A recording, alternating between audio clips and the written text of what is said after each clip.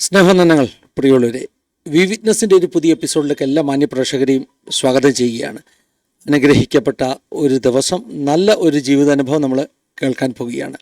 നമ്മോടൊപ്പം വളരെ അനുഗ്രഹിക്കപ്പെട്ട ശ്രേഷ്ഠനാകുന്ന ഒരു കർത്താരദാസൻ ജോയിൻ ചെയ്തിട്ടുണ്ട്. ഈ ശുശ്രൂഷയിൽ തൻ്റെ അനുഭവങ്ങൾ താൻ പങ്കുവെക്കുമ്പോൾ അത് വലിയ നമ്മുടെ ആത്മീക ബലത്തിന് കാരണമായി തീരും. ശുശ്രൂഷയുടെ അനുഗ്രഹത്തിന് വേണ്ടി നമുക്കൊന്നിച്ചൊന്ന് പ്രാർത്ഥിക്കാം.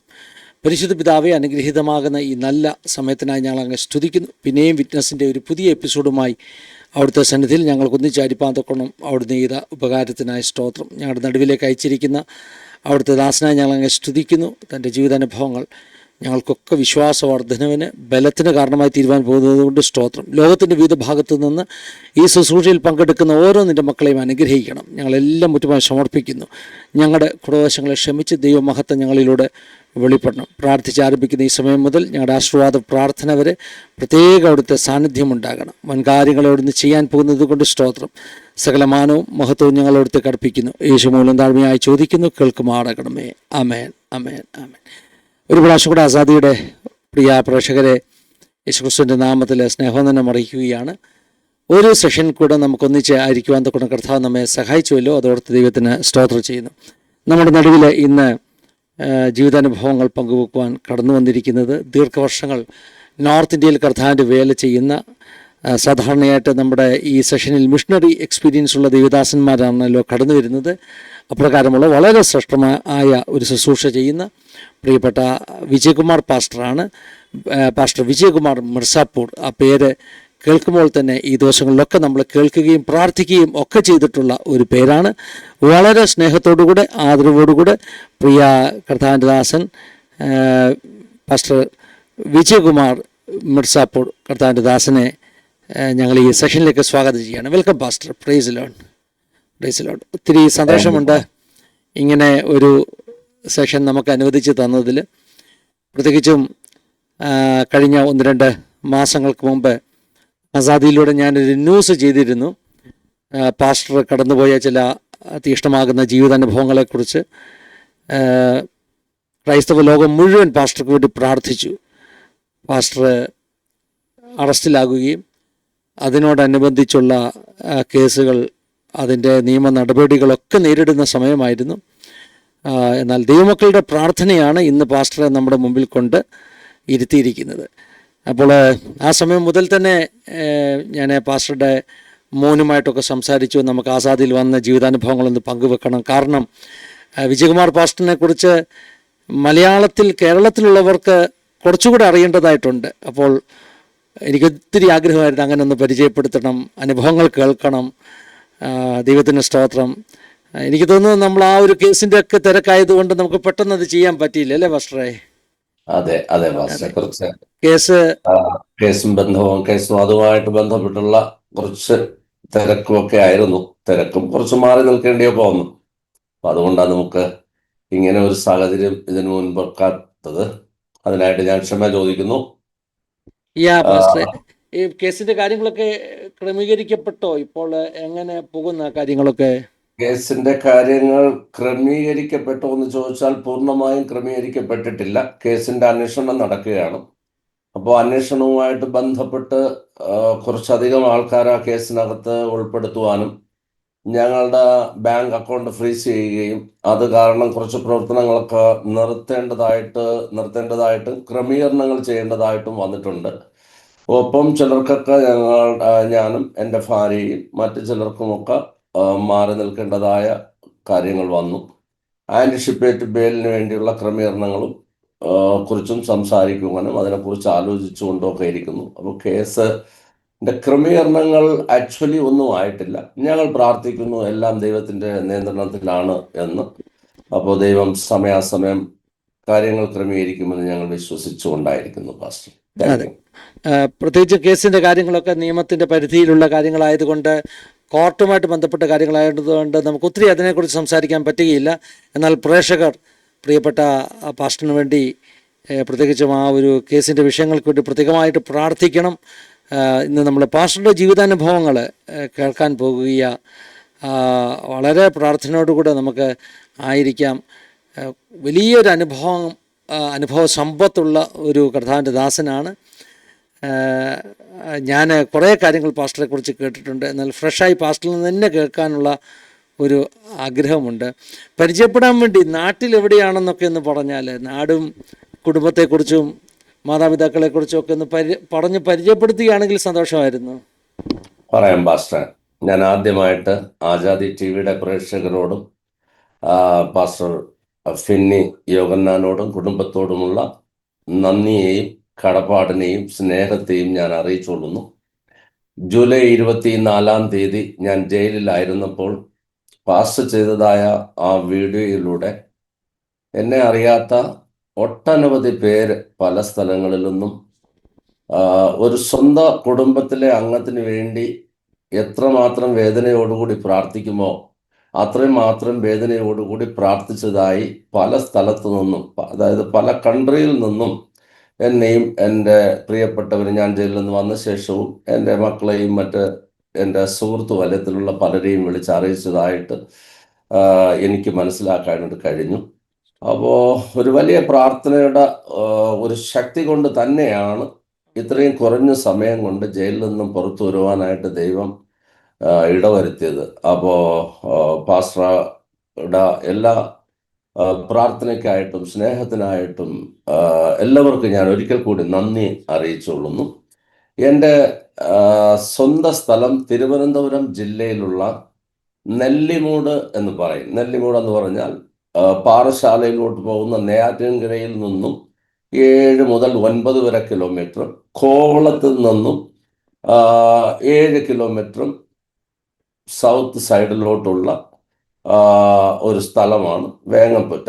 അപ്പോൾ ആ ഗ്രാമപ്രദേശത്താണ് ഞാൻ ജനിച്ച് വളർത്തപ്പെട്ടതും എൻ്റെ വിദ്യാഭ്യാസവും എല്ലാം തിരുവനന്തപുരം ജില്ലയിൽ തന്നെയായിരുന്നു. എൻ്റെ മാതാവ് ഒരു CSI ക്രിസ്ത്യാനി ആയിരുന്നു. എൻ്റെ പിതാവ് ഒരു ഹിന്ദു കുടുംബത്തിൽ ജനിച്ചു വളർത്തപ്പെട്ടു. ഹിന്ദു ആചാരങ്ങൾ മുഖാന്തരം തന്നെ ജീവിക്കുകയും ചെയ്തു. അവസാനം എൻ്റെ ഫാദറിന് ഒരു മാരകമായി, ഞങ്ങൾ 4 പേരാണ് ഉള്ളത്. 4 മക്കളുള്ളതിൽ ഞാൻ മൂത്ത മകനായിരുന്നു. എനിക്ക് 14 വയസ്സുള്ളപ്പോൾ എൻ്റെ പിതാവ് ഈ ലോകത്തിൽ നിന്ന് യാത്ര പറഞ്ഞു. അപ്പോൾ എൻ്റെ മാതാവ് വിധവയാകുകയും ഒരു നീണ്ട വർഷങ്ങൾ വിശ്വാസത്തിന് വേണ്ടി വളരെയേറെ ത്യാഗങ്ങൾ സഹിക്കുകയും ചെയ്തു. അപ്പോൾ പിതാവ് മരിക്കുന്നതിന് ഒരു ദിവസം മുൻപ് ഒരു പ്രാർത്ഥനപ്പുരയിൽ വെച്ച് യേശുവിനെ സ്വീകരിക്കുവാനായിട്ട് ഇടയായി തീർന്നു. അങ്ങനെ 18 നീണ്ട വർഷങ്ങൾ കൊണ്ട് എൻ്റെ മാതാവിൻ്റെ പ്രാർത്ഥനയുടെ ഫലം, 4 നീണ്ട വർഷങ്ങൾ കൊണ്ട് എൻ്റെ ഭാര്യയും ഒരു CSI ചർച്ചിൽ നിന്നാണ് വിവാഹം കഴിയുവാനിടയായത്. എൻ്റെ ഭാര്യ 14ാമത്തെ വയസ്സിൽ തന്നെ CSI ചർച്ചിൽ നടന്ന കൺവെൻഷനിൽ യേശുവിനെ രക്ഷിതാവായി സ്വീകരിക്കുകയും ചെയ്ത പെൺകുട്ടിയുമായിട്ട് വിവാഹം കഴിഞ്ഞു. അങ്ങനെ 4 വർഷം ഭാര്യയുടെ പ്രാർത്ഥനയുടെ ഫലമായി എനിക്ക് രക്ഷയിലോട്ട് വരുവാനുള്ള സാഹചര്യം കർത്താവ് ഒരുക്കി. എൻ്റെ കുടുംബത്തിൽ എൻ്റെ 2ാമത്തെ അനുജൻ മരിച്ചുപോയി. ഇപ്പോൾ ഞങ്ങൾ 3 പേരുണ്ട്. അതിൽ ഒരു സഹോദരൻ മാത്രമേ വിശ്വാസത്തിൽ വന്നിട്ടുള്ളൂ. എൻ്റെ മാതാവിൻ്റെ സൈഡിലുള്ള എല്ലാവരും ക്രിസ്ത്യൻസ് ആണ്. പക്ഷെ പിതാവിൻ്റെ ഭാഗത്തിൽ നിന്നും 50%ഓ അതിലധികമോ പേർ ക്രിസ്ത്യാനിയായി കർത്താവിൻ്റെ അടുക്കിലേക്ക് കടന്നു വരുവാനും വ്യത്യസ്തമായ സഭകളിൽ ചേർന്ന് ദൈവത്തെ ആരാധിക്കുകയും ചെയ്തു വരുന്നു. എൻ്റെ ചെറുപ്രായമെല്ലാം കർത്താവില്ലാത്തതായ ഒരു ജീവിതം നയിച്ച് അങ്ങനെ കടന്നുപോയി.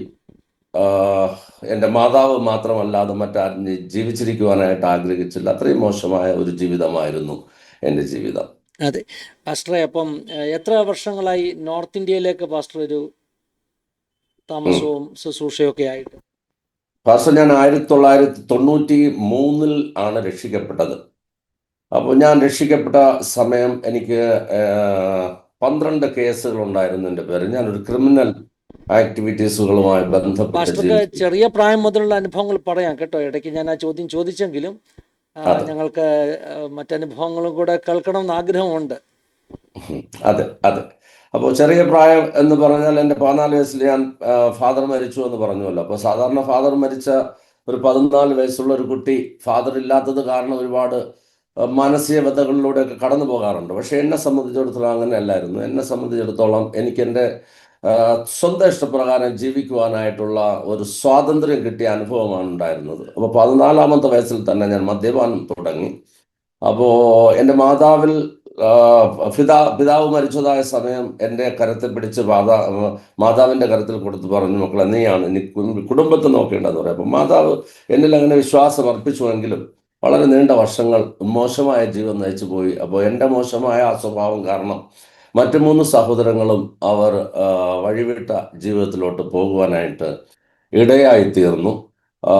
അപ്പോൾ ആ അനുഭവത്തിലാണ് 93 ഡിസംബർ 11-ാം തീയതി രാത്രി 4-ാമത്തെ പ്രാവശ്യം ഞാൻ വിഷം കഴിക്കുവാനായിട്ട് ശ്രമിച്ചപ്പോൾ എൻ്റെ ഭാര്യ, ഞാൻ പറഞ്ഞുകൊണ്ട് 4 വർഷങ്ങൾ നീണ്ട് വിവാഹം കഴിഞ്ഞ് അവളുടെ ജീവിതത്തിൽ വളരെ പീഡനങ്ങളും, ഞാനൊരു മദ്യപാനിയായിരുന്നു, അത് കാരണം അവൾക്ക് അനുഭവിക്കുവാനായിട്ട് വന്നു. പ്രാർത്ഥിക്കുവാനുള്ള സ്വാതന്ത്ര്യമൊന്നും വീട്ടിൽ ഇല്ലായിരുന്നു എങ്കിലും അവൾ രഹസ്യമായി എനിക്ക് വേണ്ടി പ്രാർത്ഥിക്കുമായിരുന്നു. അപ്പോൾ ഞാൻ വിഷം വാങ്ങി കഴിക്കുന്നത് കണ്ട് അവൾ നിർബന്ധമായി അതിനെ വിലക്കുകയും അവൾ എന്നോട് പറഞ്ഞു, നാളെ ഒരു സെക്കൻഡ് സാറ്റർഡേ ആണ്, ഒരു സ്ഥലത്ത് എന്നോടൊപ്പം നിങ്ങൾക്ക് വരണം, അത് അവിടെ വെച്ച് യേശു നിങ്ങൾ രക്ഷിച്ചില്ല എങ്കിൽ നിങ്ങൾക്ക് ആഗ്രഹിക്കുന്നത് പോലെ ചെയ്യാമെന്ന് പറഞ്ഞു. ഭാര്യയുടെ നിർബന്ധത്തിന് വഴങ്ങി പിറ്റേ ദിവസം കേരളത്തിലുള്ള ട്രിവാൻഡ്രം ജില്ലയിലുള്ള കാട്ടാക്കട എന്ന് പറയുന്ന സ്ഥലത്ത് അവിടെ ഒരു വലിയ ആരാധന നടക്കുമായിരുന്നു. ഏകദേശം അന്ന് 8,000-നും 10,000-നും ഇടയ്ക്ക് ആൾക്കാർ കൂടി വരുന്ന ഒരു വലിയ ആരാധന നടക്കുകയായിരുന്നു. ആ ആരാധനയിൽ ഏറ്റവും പുറകു സൈഡിൽ പോയി സ്ത്രീകളുടെ വശത്ത് എൻ്റെ ഭാര്യയും പുരുഷന്മാരുടെ സ്ഥലത്ത് ഞാൻ ഏറ്റവും പുറകെ ഇരിക്കുകയായിരുന്നു. ഏകദേശം 3 മണിക്കൂറുള്ള ആരാധനയിൽ, ആ ആരാധനയിലുടനീളം അന്ന് ശുശ്രൂഷ ചെയ്തത് ഉത്തർപ്രദേശിലെ അലഹാബാദിൽ വെച്ച് രക്ഷിക്കപ്പെട്ട ലക്ഷ്മണൻ എന്ന് പറയുന്ന, പിന്നത്തേതിൽ അദ്ദേഹത്തിന്റെ പേര് പോൾ മലയടി എന്നാണ് അറിയപ്പെടുന്നത്. അദ്ദേഹം നാഗ്പൂറിൽ ഇപ്പോഴുള്ള, എനിക്കറിയത്തില്ല, കുറച്ച് വർഷം മുൻപ് അദ്ദേഹവുമായിട്ട് ഞാൻ സംസാരിച്ചു. അദ്ദേഹം ഒരു റൈറ്ററാണ്. അപ്പോൾ അദ്ദേഹം ആണ് ശുശ്രൂഷ ചെയ്തത്.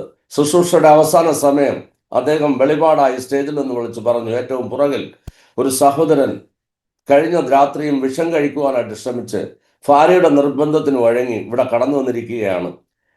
യേശുവിനെ രക്ഷിക്കുവാനായിട്ട് ആഗ്രഹിക്കുന്നു, നിന്റെ ജീവിതം യേശുവിലേക്ക് കൊടുക്കുക എന്ന് പറഞ്ഞു. സൗണ്ട് ഞാൻ കേട്ടുമെങ്കിലും ഞാൻ അതിനൊരു വേണ്ടുന്ന രീതിയിലുള്ള പ്രതികരണം നൽകിയില്ല. അദ്ദേഹം വീണ്ടും അത് ആവർത്തിച്ചു പറഞ്ഞപ്പോൾ ഞാൻ തിരിഞ്ഞു നോക്കിയപ്പോൾ ഏറ്റവും പുറകിലായി ഞാൻ തന്നെ ഇരിക്കുന്നു. ഞാൻ കണ്ണടച്ച് പ്രാർത്ഥിച്ചു, കർത്താവേ, ഇതെനിക്ക് വേണ്ടിയാണ് നീ പറയുന്നതെങ്കിൽ എൻ്റെ ജീവിതത്തെ ഞാൻ നിനക്കായി സമർപ്പിക്കുന്നു. എൻ്റെ ആത്മഹത്യ ചിന്തയെ മാറ്റി, എൻ്റെ പാവഭാരത്തെ മാറ്റി എന്നെ ഒരു പുതിയ ആളാക്കി തീർക്കുകയാണെങ്കിൽ ഞാൻ എൻ്റെ ജീവിതത്തെ പൂർണ്ണമായും നിനക്കായി സമർപ്പിക്കാം. നീ പറയുന്നത് എന്തും ഞാൻ ചെയ്യും, നീ പറയുന്നത് എവിടെയും ഞാൻ പോകും. അങ്ങനെ ഒരു തീരുമാനം എടുക്കുവാൻ ഇടയായി. ആ സമയം ഞാൻ നോക്കിയപ്പോൾ സ്ത്രീകളുടെ സൈഡിൽ നിന്നും എൻ്റെ ഭാര്യ നിലവിളിച്ച് പ്രാർത്ഥിക്കുകയായിരുന്നു. പഴയ നിയമത്തിൽ യാക്കോബ് പ്രാർത്ഥിച്ചതുപോലെ ഏശാവുമായിട്ട് കൂടിക്കാഴ്ചയ്ക്ക് വന്നപ്പോൾ ഭയപ്പെട്ട് ഒറ്റയ്ക്ക് യാക്കോബ് പ്രാർത്ഥിച്ചു, എന്നെ അനുഗ്രഹിച്ചല്ലാതെ ഞാൻ നിന്നെ വിടത്തില്ല. അങ്ങനെ ഒരു നിലവിളിയോടുകൂടി എൻ്റെ ഭാര്യ പ്രാർത്ഥിച്ചുകൊണ്ടിരിക്കുകയായിരുന്നു. 3-മതും സ്റ്റേജിൽ നിന്ന് ആ ശബ്ദം കേട്ടു. ഞാൻ യേശുവിനായി എൻ്റെ ജീവിതം അപ്പോഴേക്കും സമർപ്പിച്ചു കിടത്തുന്നു. അദ്ദേഹം പറഞ്ഞു, ദൈവിക സമാധാനം നിന്നിലേക്ക് കടന്നു വന്നിരിക്കുകയാണ്, നീ വളരെ വേഗം ഓടി വന്ന് സ്റ്റേജിൽ സാക്ഷ്യം പറയുമെന്ന് പറഞ്ഞു. ഞാനൊരു യാന്ത്രിക ശക്തി എന്നോണം സ്റ്റേജിലോട്ട് കടന്നുപോയി എന്നെ രക്ഷിച്ച യേശുവിൻ്റെ സാക്ഷ്യത്തെ അന്ന് അവിടെ പറഞ്ഞ് ആരംഭിക്കുവാൻ ദൈവം അവസരമൊരുക്കി. ആ ഒരു സാക്ഷ്യ ജീവിതവുമായി എൻ്റെ ജീവിതം വന്ന്, ചിലരൊക്കെ പറയാറുണ്ട് ജീവിതത്തിലെ രൂപാന്തരം കുറേശ്ശെ സംഭവിക്കുന്നതെന്ന്. പക്ഷെ എൻ്റെ ജീവിതത്തിൽ അങ്ങനെ അല്ലായിരുന്നു. പൂർണ്ണമായി ഞാൻ മറ്റൊരു മനുഷ്യനായി തീർന്നു. എൻ്റെ ചിന്തകൾ മാറി, എൻ്റെ സംസാരങ്ങൾ മാറി, എൻ്റെ ജീവിതത്തിൻ്റെ പ്രയോറിറ്റികൾ മാറി. ഞാൻ പൂർണ്ണമായും കർത്താവിൻ്റെ കയ്യിൽ ഒതുങ്ങുന്ന, കർത്താവിന് ഉപയോഗിക്കാൻ പറ്റുന്ന ഒരു നല്ല പാത്രമായി തീരുവാൻ ദൈവം എനിക്ക് കൃപയാൽ അവസരം ഒരുക്കി. അതെ തുടർന്ന് പാസ്റ്റർ. പാസ്റ്റർ ഞാൻ യെസ് പാസ്റ്റർ. അപ്പം അതാണ് ആ ഒരു മനസാന്തര അനുഭവം എന്ന് പറയുന്നത്. പാസ്റ്റർ ഇടയ്ക്കൊന്ന് മെൻഷൻ ചെയ്തല്ലോ 12ഓളം കേസുകൾ ഉണ്ടായിരുന്നെന്ന്. അപ്പോൾ അതെ അതിനുള്ളൊരു സാഹചര്യം എങ്ങനെയാ ഈ മദ്യപാനത്തിന്റെ കൂടെ അങ്ങനെയുള്ള ഒരു പാസ്റ്റർ, ഞാനൊരു 50ഓളം പേരുള്ള ഒരു ഒരു ഒരു ഒരു ഗുണ്ടാ പ്രവർത്തികൾ ചെയ്യുന്ന ഒരു ടീമിന്റെ 2-മത്തെ മെമ്പറായിരുന്നു. അപ്പോൾ അങ്ങനെ രാഷ്ട്രീയമായിട്ടുള്ള അടിപിടികൾ, പല കേസുകളുമുണ്ട്. എൻ്റെ അടിപിടി കേസുകൾ, രാജ്യദ്രോഹ കുറ്റം, ഇലക്ഷന്റെ ബാലറ്റ് പേപ്പർ ചുട്ടതായ കേസ്, അങ്ങനെ പല കേസുകളും ഉണ്ടായിരുന്നു. ഞാൻ മിഷണറിയായി വന്ന ശേഷം 3 വർഷം കഴിഞ്ഞാണ് എൻ്റെ പേരിലുള്ള എല്ലാ കേസുകളും തീരുന്നതും ഞാൻ രക്ഷിക്കപ്പെട്ട ശേഷം ഓരോരുത്തരോടും പോയി വ്യക്തിപരമായി മാപ്പ് ചോദിക്കുവാനിടയായി. അറിയാതെ ചെയ്തു പോയ തെറ്റുകളെ ക്ഷമിക്കണമെന്ന്. അങ്ങനെ എന്നാൽ പീഡനമേറ്റവർ, എനിക്കെതിരെ സാക്ഷ്യം പറയേണ്ടവർ, അവർ കൃപയാൽ ഞാൻ ചെയ്ത തെറ്റുകളെ ക്ഷമിക്കുകയും ആ കേസിൽ നിന്ന് പുറത്തു വരുവാനായിട്ട് ദൈവം ഇടയാക്കുകയും ചെയ്തു പാസ്റ്റർ.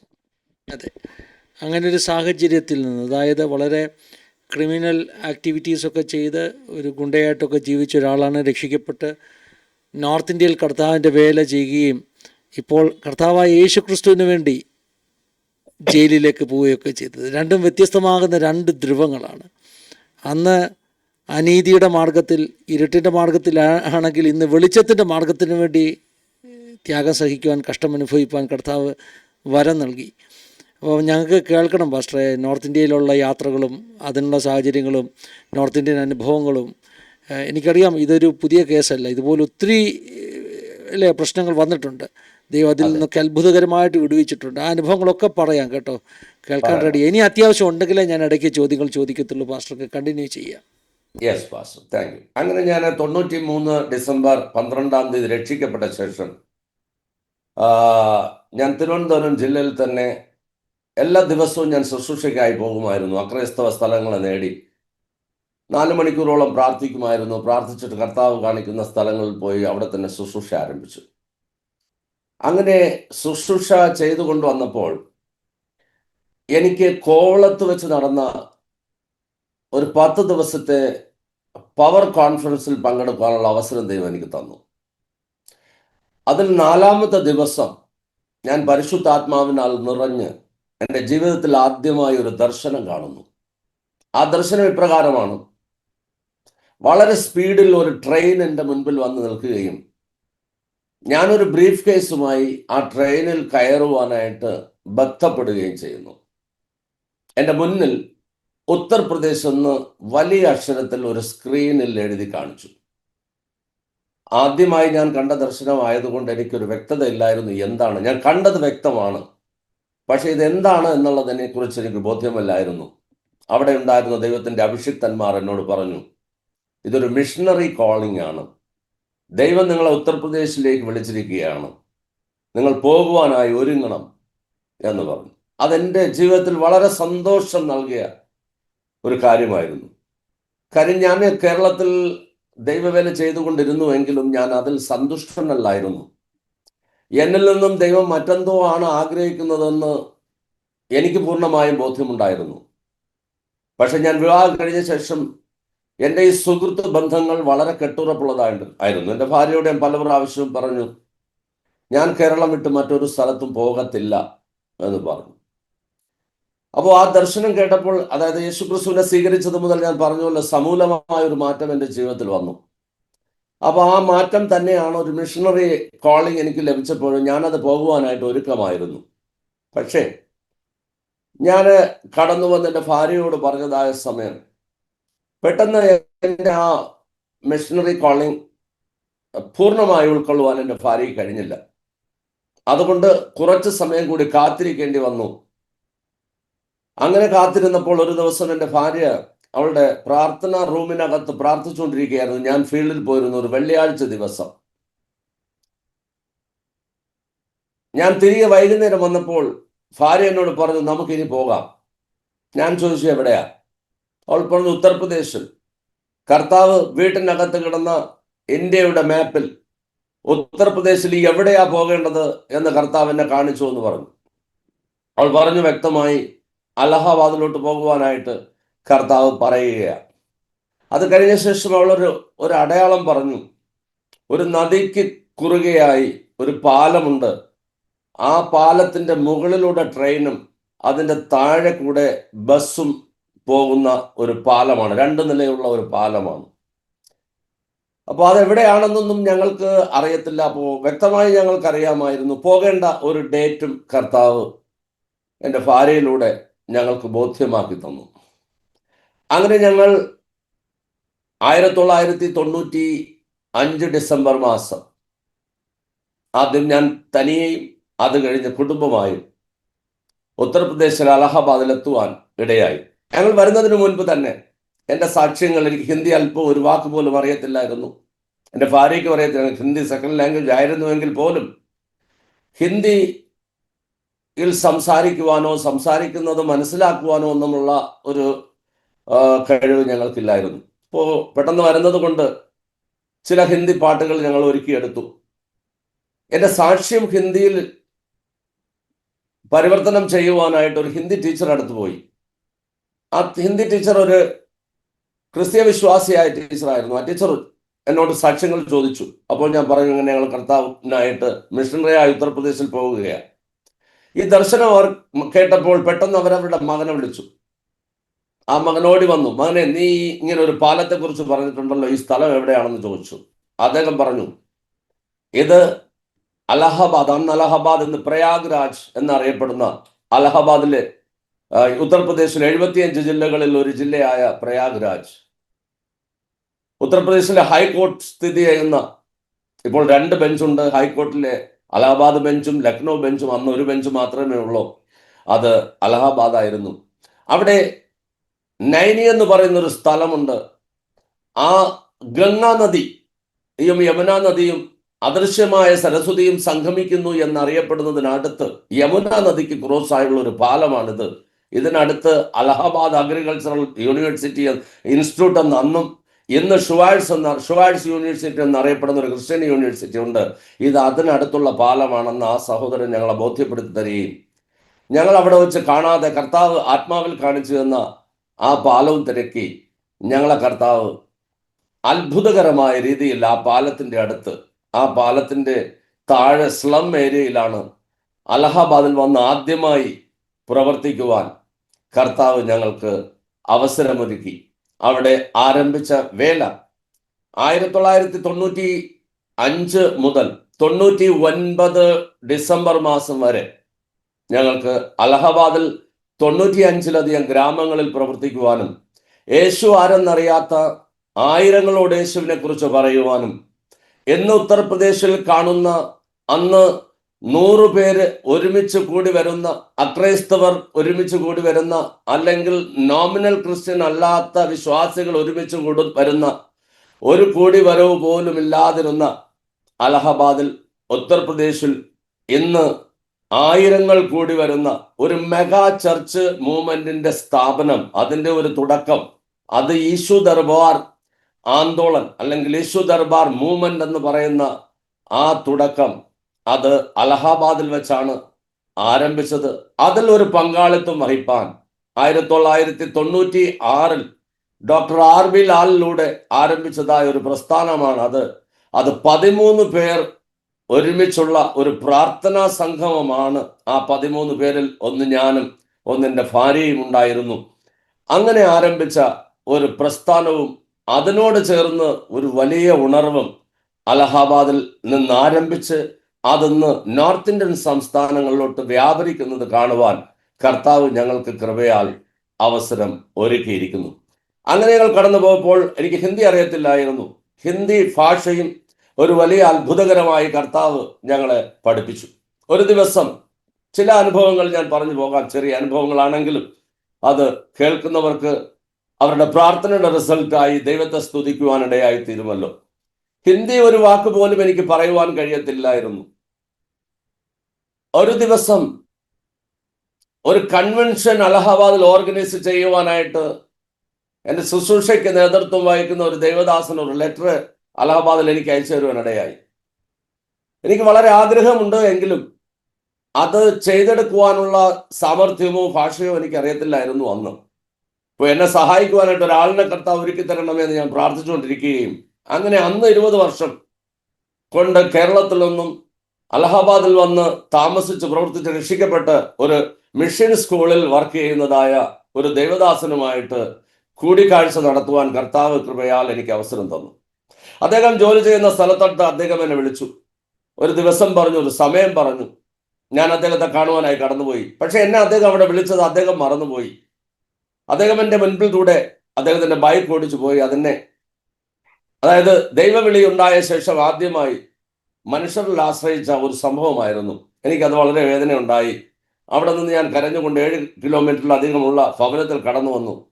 ഭവനത്തിന്റെ പുറത്ത് ഭാര്യ നിൽക്കുകയായിരുന്നു. ഭാര്യ കണ്ടു, എന്തോ ഇൻസിഡന്റ് സംഭവിച്ചു, കരഞ്ഞുകൊണ്ട് വരികയാ. അപ്പോൾ ഞാനോട് പറഞ്ഞു, കർത്താവിന്റെ ഭാഷ പഠിപ്പിച്ചല്ലാതെ ഞാൻ ഇന്ന് റൂമിന് പുറത്ത് ഇറങ്ങത്തില്ല.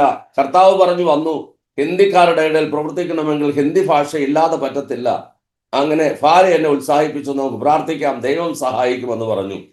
അങ്ങനെ ഞാനും ഭാര്യയുമായി ആ റൂമിനകത്തിരുന്ന് ഏകദേശം 45 മിനിറ്റോളം പ്രാർത്ഥിച്ചുകൊണ്ടിരുന്നപ്പോൾ ദൈവത്തിന്റെ പരിശുദ്ധാത്മാവിന്റെ ശക്തി എന്നിലോട്ട് കടന്നു വരികയും ഏകദേശം 3 മണിക്കൂർ അന്യഭാഷയായി ഹിന്ദി ഭാഷ അവിടെ ഇരുന്ന് പറയുവാനായിട്ട് ദൈവം തന്റെ പരിശുദ്ധാത്മാവിന്റെ ശക്തിയാൽ എന്നെ അനുവദിച്ചു.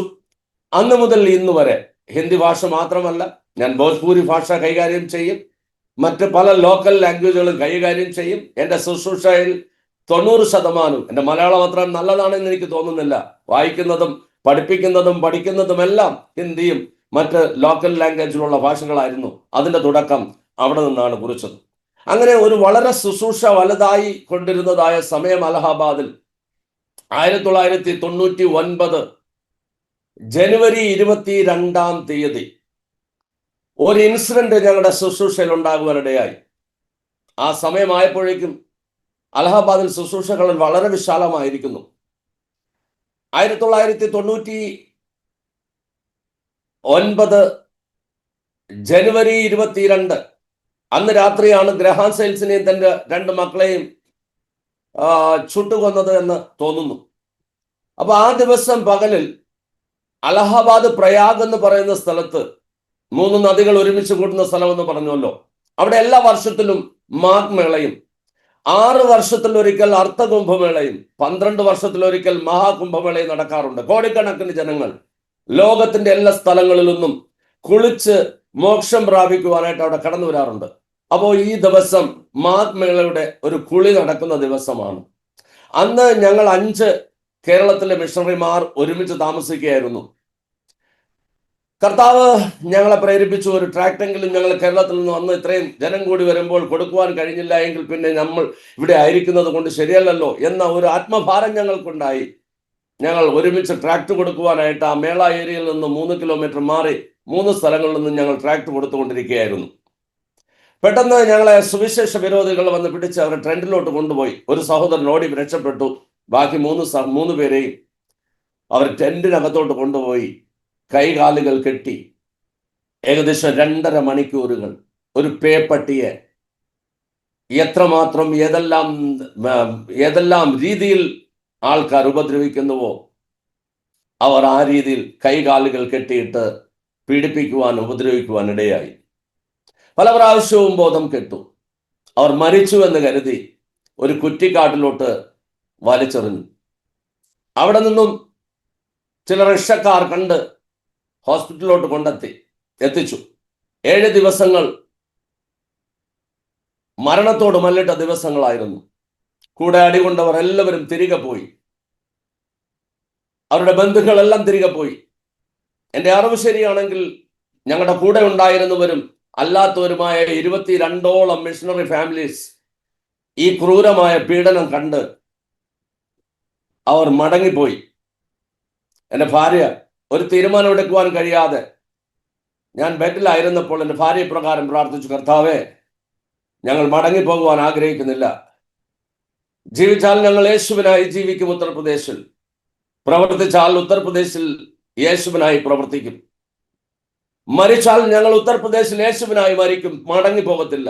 ആ സമയം എൻ്റെ മാതാവ്, മറ്റാരും എൻ്റെ ഭാര്യയെ ഉത്സാഹിപ്പിക്കുവാനല്ലായിരുന്നു. എല്ലാവരും ഒരുപോലെ മടങ്ങിപ്പോകുവാനായിട്ട് ഫ്ലൈറ്റ് ടിക്കറ്റ് എടുത്ത് ഞങ്ങളുടെ ട്രിവാൻഡ്രത്തു നിന്നും പ്രിയപ്പെട്ടവർ കടന്നു വന്ന് കൊണ്ടുപോകാനായിട്ട് എൻ്റെ മാതാവ് പറഞ്ഞു, ഒരു വെളിപാടായി പറഞ്ഞു, മകളെ തിരികെ വരരുത്. തിരികെ വന്നാൽ നിങ്ങൾ ഇനി ഒന്നും തിരികെ പോകത്തില്ല. ഇതിന്റെ മകൻ വിജയകുമാറിന്റെ അവസാനമല്ല, ഇതൊരു വലിയ തുടക്കം ദൈവം കുറിക്കുവാൻ പോവുകയാണ്. ആ തുടക്കത്തിന് മുൻപായിട്ട് ദൈവം നിങ്ങളെ ഒരുക്കിയെടുക്കുന്ന പദ്ധതിയാണ് ഇത്. അതുകൊണ്ട് നിങ്ങൾ മടങ്ങി വരരുത്, അവിടെ നിൽക്കണമെന്ന് പറഞ്ഞു. അതെന്റെ ഭാര്യയ്ക്ക് വളരെ പ്രചോദനം നൽകി. അവിടെ നിന്നും എൻ്റെ ഭാര്യ എന്നോട് വന്ന് ചോദിച്ചു, നമ്മൾ മടങ്ങി പോകുന്നില്ല എന്ന് തീരുമാനം എടുക്കട്ടെ. ഞാൻ പറഞ്ഞു, ആയിക്കൊള്ളട്ടെ. അങ്ങനെ 7 ദിവസങ്ങൾ കഴിഞ്ഞപ്പോൾ കർത്താവ് സ്ലോലി ഞങ്ങളെ എന്നെ സുഖമാക്കുവാനായിട്ട് തുടങ്ങി. ആശയറ്റവനായി, കൈകാലുകൾ മുറിഞ്ഞവനായി, നിരാശനായി, പല ക്വസ്റ്റ്യനും മനസ്സിലൊതിച്ച് ഇനി എഴുന്നേറ്റ് നിൽക്കുവാൻ പറ്റുമോ? ഡോക്ടർമാർ പറഞ്ഞു ഒരുപക്ഷെ ജീവിച്ചിരിക്കത്തില്ല, ജീവിച്ചിരുന്നാലും ഭ്രാന്തനായി ജീവിക്കും, അല്ലെങ്കിൽ ഒന്നും ചെയ്യുവാൻ കഴിയാത്തവനായി ജീവിക്കും എന്നൊക്കെ പറഞ്ഞു. പക്ഷെ 3 മാസങ്ങൾ കഴിഞ്ഞപ്പോൾ പൂർണ്ണമായും ദൈവം, അനേകം ദൈവമക്കളുടെ പ്രാർത്ഥനയാൽ ഒരിക്കൽ കൂടി എന്നെ എഴുന്നേൽപ്പി നിർത്തുവാൻ ഇടയായി തീർന്നു. അങ്ങനെ ഞങ്ങൾ വീണ്ടും, കർത്താവ് ഞങ്ങളോട് പറഞ്ഞു ഒരു ചേഞ്ചസ് വരുവാൻ പോകും, ഇതൊരു ടേണിംഗ് പോയിന്റ്. ആ സമയത്ത് അലഹബാദിലും മറ്റു സ്ഥലങ്ങളിലും എല്ലാം ആയിരങ്ങൾ കൂടി വരുന്ന കൂടിവരവുകൾ ഉണ്ടായി. ഒക്ടോബർ മാസം കർത്താവ് ഞങ്ങൾക്കൊരു പുതിയ ദർശനം തന്നു.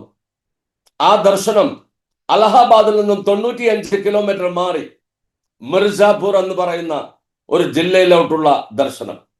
ആ ദർശനം ഞങ്ങൾ പലരോടും പങ്കുവച്ചപ്പോൾ ആർക്കും അത് ഉൾക്കൊള്ളുവാൻ കഴിഞ്ഞില്ല. അറിയുന്ന എല്ലാവരും ഒരുമിച്ച് പറഞ്ഞു, ഇത് കൂട്ടം തെറ്റി പോകുന്നതാ, ഇത് നിങ്ങൾക്ക് ഈ സമയം സേഫ് ആയിരിക്കത്തില്ല, പോകരുത്. എന്നെ അറിയുന്ന പല ഓർഗനൈസേഷനും പറഞ്ഞു, നിങ്ങൾക്ക് വേണ്ട സകല ക്രമീകരണങ്ങളും ഞങ്ങൾ തരാം, നിങ്ങൾ മടങ്ങി പോകരുത്. കർത്താവ് മിർജാപൂരിലോട്ട് പോകുവാനായിട്ട് പറഞ്ഞു. ആ സമയത്ത് അലഹാബാദിൽ ചർച്ച വയ്ക്കുവാനായിട്ട് ഭൂമിയും മറ്റനേക ഭൗതിക നന്മകളും കർത്താവ് ഞങ്ങൾക്ക് തന്നു. കർത്താവ് ശക്തമായി പറഞ്ഞു, ഒരു സ്പൂണ് പോലും എടുക്കാതെ വിശ്വാസത്തിന്റെ സ്റ്റെപ്പ് ഒരിക്കൽ കൂടി വെച്ച് മിർജാപൂരിലോട്ട് പോകണമെന്ന് കർത്താവ് നിർബന്ധമായി പറഞ്ഞുകൊണ്ടിരുന്നു. അങ്ങനെ കർത്താവിനോട് ഞങ്ങൾ പറഞ്ഞു, കർത്താവേ, പോകാൻ ഒരുക്കമാണ്, പക്ഷെ ഒരു അടയാളം ചെയ്യണം. ഞങ്ങളുടെ കുഞ്ഞുങ്ങൾ ഫീസ് കൊടുക്കുവാൻ നിവൃത്തിയില്ല, ഫീസ് കൊടുക്കാതെ പഠിക്കുവാനുള്ള ഒരു സ്കൂളിന്റെ വ്യവസ്ഥ നീ ചെയ്തു തരണം. വാടക കൊടുക്കുവാനായിട്ട് സാമ്പത്തികമില്ല, വാടക കൊടുക്കാതെ താമസിക്കുവാനായിട്ട് ഒരു റൂം ഞങ്ങൾക്ക് ക്രമീകരിച്ചു തരണം. ഇത് രണ്ടും ഞങ്ങൾക്ക് നീ ക്രമീകരിച്ചു തന്നാൽ നീയാണ് ഞങ്ങൾ അയക്കുന്നതെന്ന് പറഞ്ഞ് ഞങ്ങൾ മിർജാപൂരിലോട്ട് പോകുവാൻ തയ്യാറാണെന്ന് പറഞ്ഞു. മിർജാപൂരിലോട്ട് കടന്നുപോയി.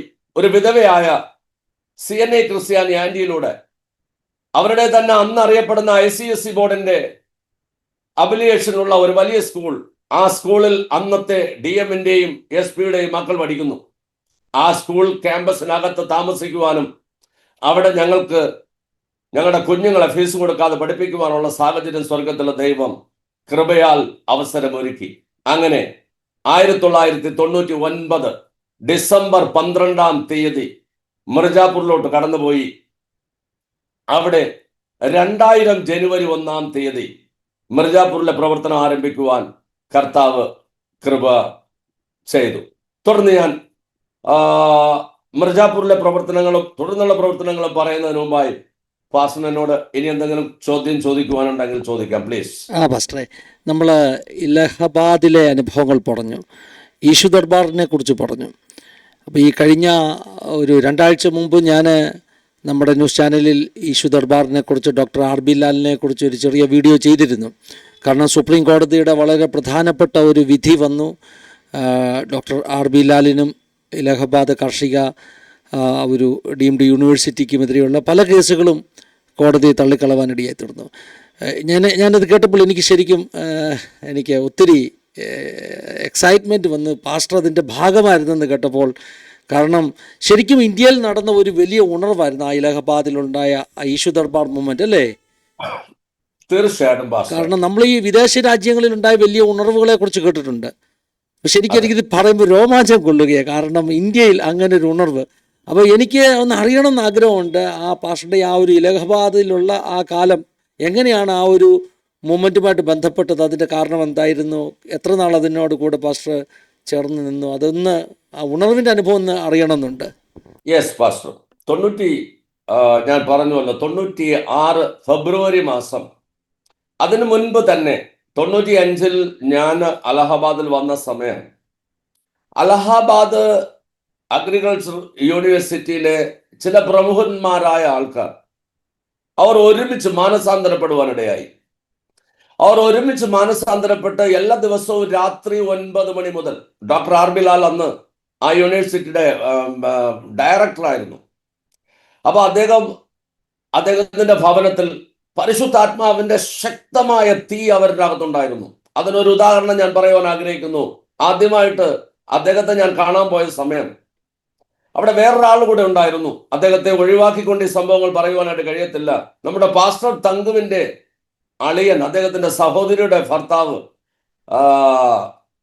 ജേക്കബ് സാർ എന്ന് പറയും. അദ്ദേഹം അവിടുത്തെ പ്രിൻസിപ്പാൾ ആയിരുന്നു ആ ദിവസം. ആ സമയം അദ്ദേഹവും മാനസാന്തരപ്പെട്ട ആളാ. അദ്ദേഹത്തിലൂടെയാണ് ഞാൻ ഈ ഡോക്ടർ ആർ ബിലാലിന്റെ അടുക്കൽ എത്തിയത്. ഞാൻ ഒരു മിഷണറി വന്നിരിക്കുന്നുവെന്ന് അദ്ദേഹം അറിയുകയും എന്നെ അവിടെ വിളിക്കുകയും അദ്ദേഹത്തിന്റെ അവിടെ കടന്നുപോയി. ആദ്യമായി 9 മണിക്ക് നടന്ന പ്രാർത്ഥനയിലാണ് ഞാൻ കടന്നുപോയത്. അവിടെ അദ്ദേഹം എന്റെ കരം പിടിച്ച് എന്നെയുമായി മുട്ടിന്മേൽ വീഴുവാനിടയായി. ഒരു അരമണിക്കൂർ അവിടെ ചിലരൊക്കെ ഉണ്ടായിരുന്നു. കരച്ചിൽ മാത്രമല്ലാതെ മറ്റൊരു ശബ്ദവും അവിടെ ഉണ്ടായില്ല. എന്തിനാണ് കരഞ്ഞതെന്ന് എനിക്ക് പോലും വ്യക്തമല്ല. പരിശുദ്ധാത്മാവിന്റെ ശക്തമായ ഒരു ഇടപെടൽ, ഒരു ആത്മീക തീ അവിടെ കാണുവാൻ എനിക്ക് കഴിഞ്ഞു. പക്ഷേ ആ പ്രാർത്ഥന അല്ലാതെ കാര്യമായ, അതായത് പരിശുദ്ധാത്മാവിന്റെ ദൈവം നമുക്ക് നൽകിയിരിക്കുന്നത്, ഞാൻ വിശ്വസിക്കുന്നത് അത് നാം സ്വന്തമായി ആരാധിച്ച് ആനന്ദം അനുഭവിക്കുവാനോ അത് 4 ചുവരുകൾക്ക് ഉള്ളിൽ ഒതുക്കി വെച്ച് വിശ്വാസികൾക്ക് മാത്രമുള്ള ഒരു കൂട്ടായ്മയായി തീരുവാനോ അല്ല. മറിച്ച് യേശുക്രിസ്തു പഠിപ്പിച്ചതായ, പറഞ്ഞതായ കാര്യങ്ങൾ പ്രാവർത്തികമാക്കുവാനായിട്ടുള്ള ഒരു ശക്തിയാണ് പരിശുദ്ധാത്മാവ് എന്ന് ഞാൻ വിശ്വസിക്കുന്നു. ഒരു വ്യക്തിയാണ് പരിശുദ്ധാത്മാവ്. അതായത് പരിശുദ്ധാത്മാവ് വരുമ്പോഴോ ശക്തി ലഭിച്ചിട്ട് യെരൂശലേമിന്, യഹൂദയിലും ശമരിയയിലും ഭൂമിയുടെ അറ്റത്തോളവും സാക്ഷ്യമാകണം എന്ന ആ ഒരു വർക്ക് നടക്കേണ്ടതായിട്ടുണ്ട്. പക്ഷെ ആ ഒരു വർക്കിന്റെ കുറവ് അവിടെ ഉണ്ടായിരുന്നു. സ്ലോലി ഞങ്ങൾക്ക് തന്നതായ മിഷണറി കാഴ്ചപ്പാടിനെ അവരുടെ അകത്തോട്ടിടുവാൻ ദൈവത്തിന്റെ പരിശുദ്ധാത്മാവ് സഹായിച്ചു. അവിടെ അന്ന് മറ്റൊരു ദൈവദാസനെ കൂടെ, ഒരു ഹിന്ദു, ഉദയഭാൻ എന്ന് പറയുന്ന ഒരു ദൈവദാസനെ കൂടെ കർത്താവ് അവരോടൊപ്പം കൊണ്ടുവന്നിട്ടുണ്ടായിരുന്നു. അങ്ങനെ ആ പ്രാർത്ഥനകളിൽ ഒരുമിച്ച് ചേർന്ന് ഒരു സുവിശേഷീകരണ ദർശനത്തിന്റെ പകർച്ച തമ്മിൽ പകരുവാൻ കർത്താവ് സഹായിച്ചു. അങ്ങനെയാണ് 1996 ഫെബ്രുവരി മാസം ഒരു ബുധനാഴ്ച ആ യൂണിവേഴ്സിറ്റിയുടെ ചാപ്പലിൽ വൈകുന്നേരം 4 മണി മുതൽ 6 മണി വരെ ഒരു 13 പേരുടെ മീറ്റിംഗ് ആരംഭിക്കുവാനിടയായത്. ആ മീറ്റിംഗ് ആരംഭിച്ച് അത് പ്രാർത്ഥിച്ചും ആരാധിച്ചുമൊക്കെ പോയപ്പോൾ അന്ന് ഡോക്ടർ ആർ ബിലാൽ പ്രാർത്ഥിക്കുക മാത്രം ചെയ്യുമായിരുന്നു. അത് കഴിഞ്ഞ് അദ്ദേഹം ഡോക്ടർ ഉൾഫ്മാൻ ഹക്കിന്റെ ചർച്ചിൽ പോയി. അവിടെ നിന്നാണ് അദ്ദേഹം പരിശുദ്ധാത്മാവിന്റെ അഭിഷേകവും പുതിയ തീയുമായി മടങ്ങി വന്നത്. അതിനുശേഷം അദ്ദേഹത്തിനും വലിയ ആത്മപ്രേരണ ഉണ്ടായി, കൂടുതൽ എന്തെങ്കിലും ചെയ്യണം. അങ്ങനെ ആ ചാപ്പലിൽ തന്നെ മറ്റ് വിശ്വാസികൾക്ക് കൂടെ കൂടി വരുവാനുള്ള അവസരം ഒരുങ്ങി. പെട്ടെന്ന് അതിന് ആർക്കും നിയന്ത്രിക്കുവാൻ കഴിയാതെ വണ്ണമുള്ള ഒരു ജനക്കൂട്ടമായി തീരുവാനിടയായി. അവിടെ നിന്നും അത് അവിടുത്തെ ഫുട്ബോൾ ഗ്രൗണ്ടിലോട്ട് കൊണ്ടുപോയി. ഞാൻ എൻ്റെ കണ്ണാൽ കണ്ടിട്ടുണ്ട്. അലഹബാദ് സിറ്റിയിലും മറ്റ് സ്ഥലങ്ങളിലും എല്ലാം ശനിയാഴ്ച രാവിലെ മുതൽ വരുന്ന ട്രെയിനുകളെല്ലാം യീശു കാ ദർബാരെ ഹമേ പ്യാരാ ലഗ്തേ ഹൈ ഈ പാട്ടും പാടി ബീഹാറിൽ നിന്നും മധ്യപ്രദേശിൽ നിന്നും മറ്റ് പല സംസ്ഥാനങ്ങളിൽ നിന്നും ആയിരങ്ങൾ ഒരുമിച്ച് കൂടി ഒരു വലിയ യേശുവിനെ ആരാധിക്കുന്ന സംഗമം അവിടെ കാണുവാൻ ദൈവം ഇടവരുത്തി. ഞാൻ പറയുന്നത് അത് ഒരു വലിയ ഒരു ഗോസ്പൽ മൂവ്മെന്റ് ആയിരുന്നു, ഒരു തുടക്കമായിരുന്നു. അതൊരു മെഗാ ചർച്ചിന്റെ ഒരു തുടക്കമായിരുന്നു. എന്ന് പലപ്പോഴും പറയുന്നത് ഈ സുവിശേഷ വിരോധം കാരണം സഭകളെല്ലാം നിന്നുപോയി എന്ന, പ്രവർത്തനങ്ങൾ നിന്നുപോയി എന്ന. ഞാൻ അതിനെ കാണുന്നത് ആ രീതിയിലല്ല പാസ്റ്ററെ. ഞാൻ കാണുന്നത് സഭ വളർന്നുകൊണ്ടിരിക്കുകയാണ്. സുവിശേഷം വിശ്വാസികളിലൂടെ സ്പ്രെഡ് ആയിക്കൊണ്ടിരിക്കുകയാണ്. ശിഷ്യത്വത്തിന്റെ പരിശീലനം പരിശുദ്ധാത്മാവ് തന്നെ അത് ചെയ്തുകൊണ്ടിരിക്കുകയാണ്. ഒരു നാൾ സത്യസഭ ആർക്കും ചിന്തിക്കുവാൻ കഴിയാതെ വണ്ണം ഉത്തർപ്രദേശിൽ വെളിപ്പെടുവാനായിട്ട് പോവുകയാണ്. Yes pastor, thank U. ദൈവത്തിന് സ്തോത്രം. നമ്മൾ ആഷ്ബറി യൂണിവേഴ്സിറ്റി റിവൈവൽ, ഇങ്ങനെ ഒത്തിരി റിവൈവൽ കേട്ടിട്ടുണ്ട്. ഞാൻ പ്രേക്ഷകരോട് പറയുകയാണ്, ഇന്ത്യയിൽ അഗ്രികൾച്ചറൽ ഇൻസ്റ്റിറ്റ്യൂട്ടിൽ നടന്ന ഉണർവ് ത്രിവേണി സംഗമത്തിൽ 40,000-50,000 പേരൊക്കെ കൂടുന്ന മീറ്റിങ്ങുകളുണ്ടായിരുന്നു അല്ലേ? Yes pastor. അതെ. അത് നിർത്തുവാൻ പറ്റിയെങ്കിലും, ചില ശക്തികൾക്ക് അത് സ്റ്റോപ്പ് ചെയ്യാൻ പറ്റിയെങ്കിലും, ഒരു തീ കത്തുന്ന ഒരു തീയിൽ നിന്ന് വിറകുകൾ പുറക്കി എറിഞ്ഞാൽ ആ വിറക് എവിടെയൊക്കെ വീഴുന്നു അവിടെയെല്ലാം തീ കത്തുമെന്ന് പറഞ്ഞതുപോലെ ചെറിയ ചെറിയ കൂട്ടങ്ങളായിട്ട് ഇന്നും ആ കൂട്ടായ്മയിലെ വിശ്വാസികളുണ്ടെന്നാണ് എൻ്റെ വിശ്വാസം. തീർച്ചയായിട്ടും പാസ്റ്ററെ, അതെ. അന്ന് ഈ അലഹബാദിൽ തുടങ്ങിയ ഇതൊന്നും മാത്രമേ ഉണ്ടായിരുന്നുള്ളൂ. പക്ഷെ ഇവിടെ നിന്നും ഇന്ന് അറിയപ്പെടുന്ന അലഹബാദിലെ എല്ലാ മെഗാ ചർച്ച് മൂവ്മെന്റുകളുടെ മുൻപിലും, എല്ലാ strategical house church movement, mega church movement, ഇതിന്റെ പിന്നിലെല്ലാം ഇവിടെ നിന്നും പരിശുദ്ധാത്മാവ് കൊണ്ടുപോയതായ ഒരു തീയാണ് രഹസ്യമായി ഇന്ന് പടർന്നു പിടിച്ചുകൊണ്ടിരിക്കുന്നത്. പാസ്റ്റർ, ദൈവത്തിന് സ്തോത്രം. പാസ്റ്റർ കണ്ടിന്യൂ ചെയ്യാം. ഞാൻ ഒത്തിരി ഒത്തിരി എൻ്റെ ഉള്ളിൽ കത്തുകയാണ് പാസ്റ്റർ. ഓരോ വാക്കുകൾ പറയുമ്പോഴും എൻ്റെ ഉള്ളിൽ കത്തുകയാണ്. പാസ്റ്റർക്ക് കണ്ടിന്യൂ ചെയ്യാം. ഞാൻ ഫൈനലി ഒരു കൺക്ലൂഷൻ പറയുന്നുണ്ട്. ഒന്ന് രണ്ട് വാക്കുകൾ എൻ്റെ ഹൃദയത്തിൽ ഒത്തിരി സ്പർശിച്ചു. പാസ്റ്ററുടെ ആ മിഷണറി അനുഭവങ്ങളിലേക്ക് വീണ്ടും മടങ്ങി വരാം. Yes pastor. അങ്ങനെ ഞങ്ങൾ ജനുവരി 1, 2000 മിർജാപൂരിലെ വർക്ക് സ്റ്റാർട്ട് ചെയ്യുവാനിടയായി തീർന്നു. ഞാൻ മിർജാപൂരിന്റെ ഒരു ബാക്ക്ഗ്രൗണ്ട് പറയുവാൻ ആഗ്രഹിക്കുന്നു. 2000 വില്ലേജ് ഉണ്ട്, 12 ബ്ലോക്കുകളുണ്ട്, 4 തഹസീലുകളുണ്ട്, 25 ലക്ഷം ജനങ്ങളുണ്ട്. ക്രിസ്ത്യൻസ് ആയിട്ട് 500 പേർ മാത്രമേ ഉണ്ടായിരുന്നുള്ളൂ അന്ന് 2000. അതിൽ 10 പേർ കുറച്ച് മാത്രമേ രക്ഷിക്കപ്പെട്ടവരായിട്ടുള്ളൂ. അവിടെ 3 ചർച്ചുകൾ മാത്രമേ ഉള്ളൂ. 2 CNA ചർച്ച്, ഒരു കാത്തലിക് ചർച്ച്, ഒരു മിഷൻ സെന്റർ ഉണ്ട്, കച്ചുവ മിഷൻ ഹോസ്പിറ്റൽ. ഈ 10 വിശ്വാസികൾ എന്ന് പറയുന്നത് അവിടവുമായിട്ട് ബന്ധപ്പെട്ടുള്ള ക്രോസ് കൾച്ചറൽ മിഷണറിമാരായിരുന്നു. അവർ ആ ഹോസ്പിറ്റലിൽ വർക്ക് ചെയ്യാനായിട്ട് പല സ്ഥലങ്ങളിൽ നിന്ന് കടന്നു വന്നവർ.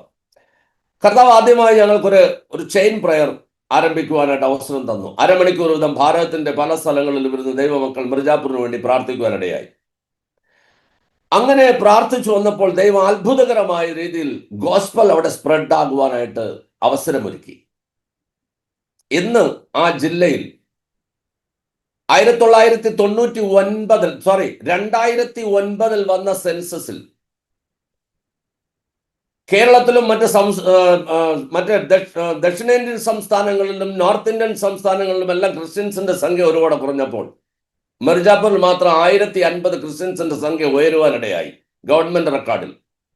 ഇപ്പോൾ 21 ഓർഗനൈസേഷൻ, അന്ന് ഒരു ഓർഗനൈസേഷൻ വർക്ക് ചെയ്യാതിരുന്ന ആ ജില്ലയിൽ 21 ഓർഗനൈസേഷൻ ഇന്ന് ആ ജില്ലയിൽ വർക്ക് ചെയ്യുന്നു. 1800 വില്ലേജുകളിൽ വിശ്വാസിയുണ്ട്. 10,000-ലധികം വിശ്വാസികൾ, 500 വിശ്വാസികൾ ഉണ്ടായിരുന്ന ആ ജില്ലയിൽ 10,000-ലധികം വിശ്വാസികൾ ഇന്നുണ്ട്. ഞങ്ങളുടെ ചർച്ചിന്റെ വലിപ്പം ജൂലൈ 20 വരെ ഞങ്ങളുടെ ചർച്ചിൽ 7450 സ്ക്വയർ ഫീറ്റ് ഉള്ള ചർച്ചാണ്. 2 സെക്ഷനായി ആരാധനകൾ നടത്തുവാൻ കൃപയാൽ ദൈവം ഞങ്ങൾക്ക് അവസരം ഒരുക്കി. അങ്ങനെ ഒരു വലിയ വ്യതിയാനം ആ ജില്ലയിൽ ഉണ്ടാക്കുവാൻ കർത്താവ് അവസരമൊരുക്കി. എന്നാൽ അതിൻ്റെ എല്ലാം പിന്നിൽ ഞാൻ അലഹബാദിൽ നടന്നതായ ഒരു സുവിശേഷ വിരോധത്തെക്കുറിച്ച് പറഞ്ഞുവല്ലോ. വിരോധം, ഇപ്പോൾ ഞാൻ ജയിലിൽ പോയ വിരോധം മൂന്നാമത് ഞങ്ങൾക്ക് അനുഭവിക്കേണ്ടി വന്നതായ മേജറായ വിരോധമാണ്. ആദ്യത്തെ വിരോധത്തിന്റെ റിസൾട്ട് എന്താ? 1999 ജനുവരി 22 വിജയകുമാറിനും കുടുംബത്തിനും ഉണ്ടായ പീഡനത്തിന്റെ അനുഭവം. അതിന്റെ റിസൾട്ട് എന്താ? അതിന്റെ റിസൾട്ട്, അന്ന് ആ ഒരു സംഭവം സംഭവിക്കാതിരുന്നുവെങ്കിൽ വിജയകുമാർ ഒരുപക്ഷെ മടങ്ങിപ്പോകാമായിരുന്നു. ഇല്ല എങ്കിൽ തന്നെയും ഏതെങ്കിലും ഒരു സ്ഥലത്ത് ഒതുങ്ങിക്കൂടാമായിരുന്നു. അതിന്റെ ഒന്നാമത്തെ റിസൾട്ട്, സുവിശേഷം എത്താത്തതായ മിർജാപൂർ ജില്ലയിലോട്ട് കടന്നു പോകുവാനുള്ള ദർശനം കർത്താവ് തന്നു.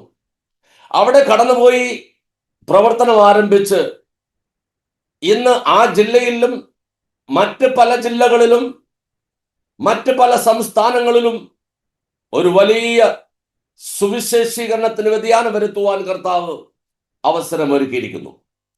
ഇനി ഞാൻ രണ്ടാമത്തെ ഒരു എതിർപ്പ് ഞങ്ങൾക്കുണ്ടായ അനുഭവം കൂടെ പറയുവാനായിട്ട് ആഗ്രഹിക്കുന്നു. 2004 സെപ്റ്റംബർ, ഒക്ടോബർ, നവംബർ മാസം, അപ്പോൾ മിർജാപൂരിലെ CNI മിഷൻ കാമ്പൗണ്ടിൽ മൗണ്ട് കാർമൽ സ്കൂൾ എന്നറിയപ്പെടുന്ന ഒരു സ്കൂളുണ്ട്. ആ സ്കൂൾ ക്യാമ്പസിൽ അവിടെ ഞങ്ങൾ പോയി 2021 ഒരു ആരാധന ആരംഭിക്കുവാൻ കർത്താവ് അവസരം ഒരുക്കി. അതൊരു വിശ്വാസത്താലുള്ള ആരാധനയാണ്. ആ ആരാധന ആരംഭിച്ചത് കർത്താവ് ഡോക്ടർ പോൾ യോങ്കിച്ചോവിന്റെ ഒരു വിശ്വാസത്തിന്റെ അത്ഭുതരേഖ എന്നുള്ള പുസ്തകം, ആ പുസ്തകം ഡോക്ടർ PG വർഗീസ് അങ്കിൾ വിവർത്തനം ചെയ്ത ഒരു മലയാളം പുസ്തകമാണ്. ഞാൻ ആഴ്ചയിൽ ഒരിക്കൽ മറ്റാരും അറിയാതെ ഒരു സ്ഥലത്ത് പോയി മാറിയിരുന്ന് പ്രാർത്ഥിക്കുകയും വചനം ധ്യാനിക്കുകയും ഏതെങ്കിലും മിഷണറി അനുഭവങ്ങൾ വായിക്കുകയും ചെയ്യുമായിരുന്നു. അങ്ങനെ ആ പുസ്തകം ഒരു വെള്ളിയാഴ്ച ദിവസം വായിച്ചുകൊണ്ടിരുന്നു. അത് വായിച്ചുകൊണ്ടിരുന്നപ്പോൾ കർത്താവ് ഞങ്ങൾക്ക് ഒരു ആരാധന ആരംഭിക്കുവാനുള്ള ഒരു ആത്മീക പ്രേരണ നൽകി. ഞാൻ എൻ്റെ ഭാര്യയോട് ചോദിച്ചു. അന്ന് വിശ്വാസികളൊന്നുമില്ല. വിശ്വാസത്താൽ ഞങ്ങൾ താമസിച്ച സ്കൂൾ വരാന്തയിൽ ഒരു ആരാധന ആരംഭിച്ചു. ആ ആരാധനയിൽ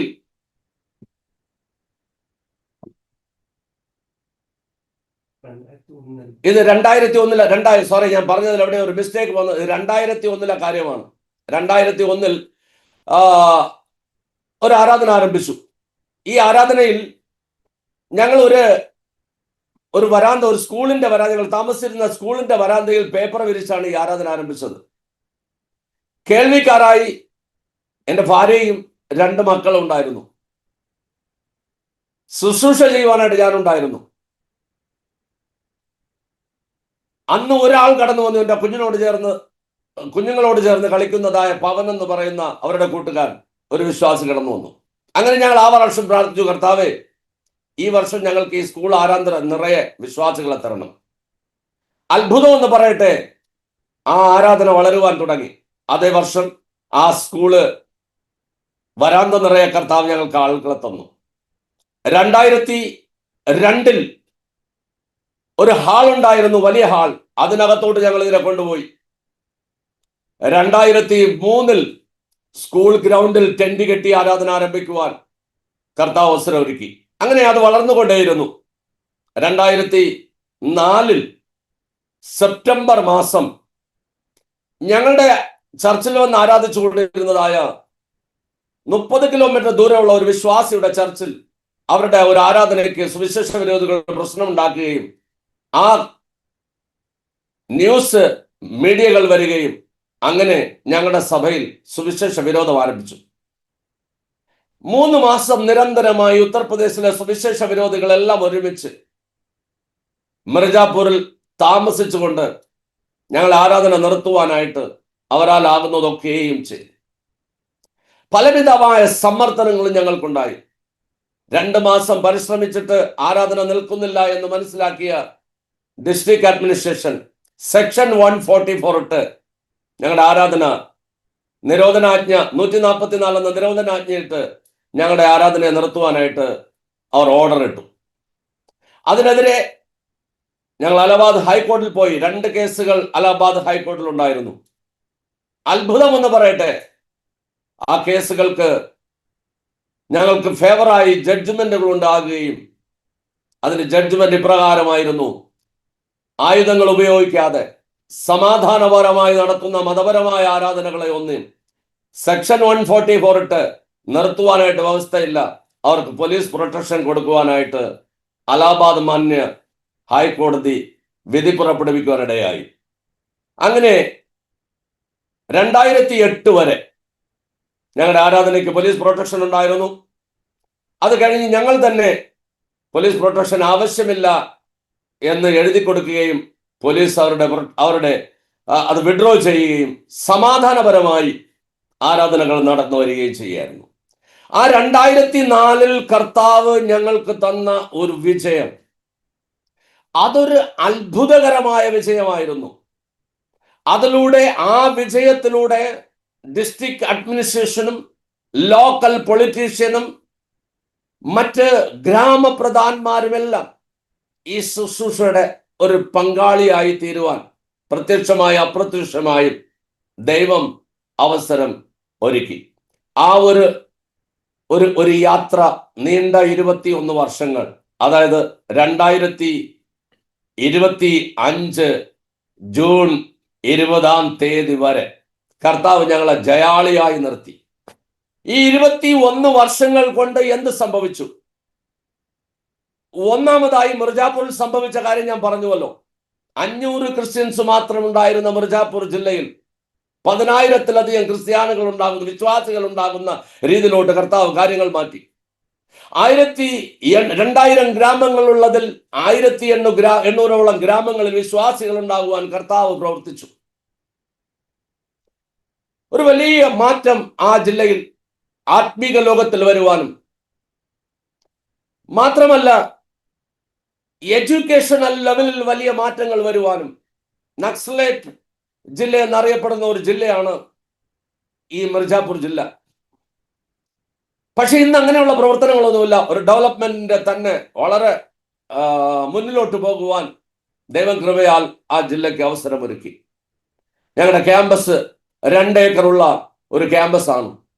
അവിടെ പലവിധമായ ജനസേവനമായ കാര്യങ്ങൾ നടത്തുവാനും കർത്താവ് ഞങ്ങൾക്ക് അവസരമൊരുക്കി. ഇത് മിർജാപൂരിലെ ചരിത്രം. 600-ലധികം വരുന്ന ദൈവവേലക്കാരെ വാർത്തെടുത്ത് മറ്റു സ്ഥലങ്ങളിലോട്ട് അയക്കുവാൻ കർത്താവ് ഞങ്ങൾക്ക് അവസരമൊരുക്കി. അവിടെ ആ ജില്ലയിൽ ആരംഭിച്ചതായ ദൈവിക പ്രവർത്തനം അത് മുന്നോട്ട് കൊണ്ടുപോയി 59 ജില്ലയിലും അടുത്തുള്ള സംസ്ഥാനങ്ങളിലും പോകുവാൻ കർത്താവ് കൃപയാൽ അവസരമൊരുക്കി. 79 മെയിൻ ചർച്ചുകളും അനേകം ഹൗസ് ചർച്ചുകളും 25,000-ലധികം വരുന്ന വിശ്വാസികളും കർത്താവ് കൃപയാൽ ഞങ്ങൾക്ക് തന്നു. അങ്ങനെ വളരെ നല്ല ഒരു ശുശ്രൂഷ. പല സ്ഥലത്തും പ്രശ്നങ്ങൾ വന്നപ്പോൾ, പല സ്ഥലത്തും പ്രതിസന്ധികൾ വന്നപ്പോഴും കർത്താവ് ഞങ്ങളെ നിർത്തി. ഇതിനുപരിയായി 2018 സെപ്റ്റംബർ 1 മുതൽ ഒരു പ്രാർത്ഥനാ സെന്റർ മിർജാപൂരിൽ ആരംഭിക്കുവാൻ, ഭാരതത്തിലെ അവസാന വ്യക്തി വരെയും സുവിശേഷം കേൾക്കേണ്ടതിനായി കേരളത്തിലെ ഒരു സഭയെയും, നോർത്ത് ഇന്ത്യയിലെ ഒരു സഭയെയും, അതായത് സൗത്തിലെ ഒരു സഭയെയും നോർത്തിലെ ഒരു സഭയെയും ലോക്കൽ സഭയെയും കൂടി ഒരുമിച്ച് ചേർത്തുകൊണ്ട് 24 മണിക്കൂർ നടക്കുന്ന ഒരു പ്രാർത്ഥനാ സെന്റർ മിർജാപൂരിൽ ആരംഭിക്കുവാൻ കർത്താവ് കൃപയാൽ അവസരമൊരുക്കി. ഇപ്പോഴും അത് ശക്തമായ പ്രാർത്ഥനയായി നടന്നുകൊണ്ടിരിക്കുന്നു. അതുകൂടാതെ ഞങ്ങൾക്ക് ഒരുമിച്ച് ചേർന്ന് പല മൂവ്മെന്റുകളും കൊണ്ടുവരുവാൻ കർത്താവ് അവസരമൊരുക്കി. അത് മാത്രവുമല്ല, വാരണസിയിൽ ഒരു 24 മണിക്കൂർ നിലനിൽക്കുന്ന പ്രാർത്ഥനാ സെന്റർ ഒരുമിച്ച് തുടങ്ങുവാൻ കർത്താവ് അവസരമൊരുക്കി. ഇങ്ങനെ ഒരു വലിയ ഒരു മനുഷ്യനെ ചെയ്യുവാൻ പറ്റാത്തതായ, ചിന്തിക്കുവാൻ പറ്റാത്തതായ രീതിയിൽ ദൈവത്തിന്റെ പരിശുദ്ധാത്മാവ് അനേകരുടെ പ്രാർത്ഥനയാൽ പ്രവർത്തനങ്ങളെ മുന്നോട്ട് കൊണ്ടുപോകുവാൻ കർത്താവ് കൃപയാൽ ഞങ്ങൾക്ക് അവസരം നൽകി. അങ്ങനെ വളരെ സ്മൂത്ത്ലി കാര്യങ്ങൾ മുൻപോട്ട് പോകുമ്പോൾ ഇപ്പോൾ ഞാൻ മൂന്നാമത്തെ, അതായത് 2 പ്രശ്നങ്ങൾ ഞങ്ങൾക്ക് വന്നതും, റോമർക്ക് എഴുതിയ ലേഖനം 8-ാം അധ്യായം അതിന്റെ 28-ാമത്തെ വാക്യത്തിൽ പറയുന്നത് പോലെ സകലതും നന്മയ്ക്കായി മാത്രമേ തീർന്നിട്ടുള്ളൂ, ഒന്നും തിന്മയ്ക്കായി തീർന്നിട്ടില്ല. ദൈവവേലയുടെ വളർച്ചയ്ക്ക് മാത്രമായി അത് തീർന്നിട്ടുള്ളൂ. ഇപ്പോഴും ഞാൻ വിശ്വസിക്കുന്നു, ഇപ്പോൾ ഞങ്ങൾ ഫേസ് ചെയ്തുകൊണ്ടിരിക്കുന്നതായ ഈ പ്രശ്നവും ദൈവവേലയുടെ വളർച്ചയ്ക്ക് മാത്രം മുഖാന്തരമായി തീരുമെന്ന് ഞാൻ വിശ്വസിക്കുന്നു. അങ്ങനെ 2025 ജൂൺ 21 ഞങ്ങളുടെ ഒരു ബ്രാഞ്ച് ചർച്ചിൽ സുവിശേഷ വിരോധികൾ കടന്നു വന്നു. അവിടുത്തെ ശുശ്രൂഷകനായ പാസ്റ്റർ ധർമ്മേന്ദ്രനെയും അദ്ദേഹത്തിന്റെ 17 വയസ്സുള്ള ഒരു മകനെയും അറസ്റ്റ് ചെയ്ത് പോലീസ് സ്റ്റേഷനിലോട്ട് കൊണ്ടുപോയി.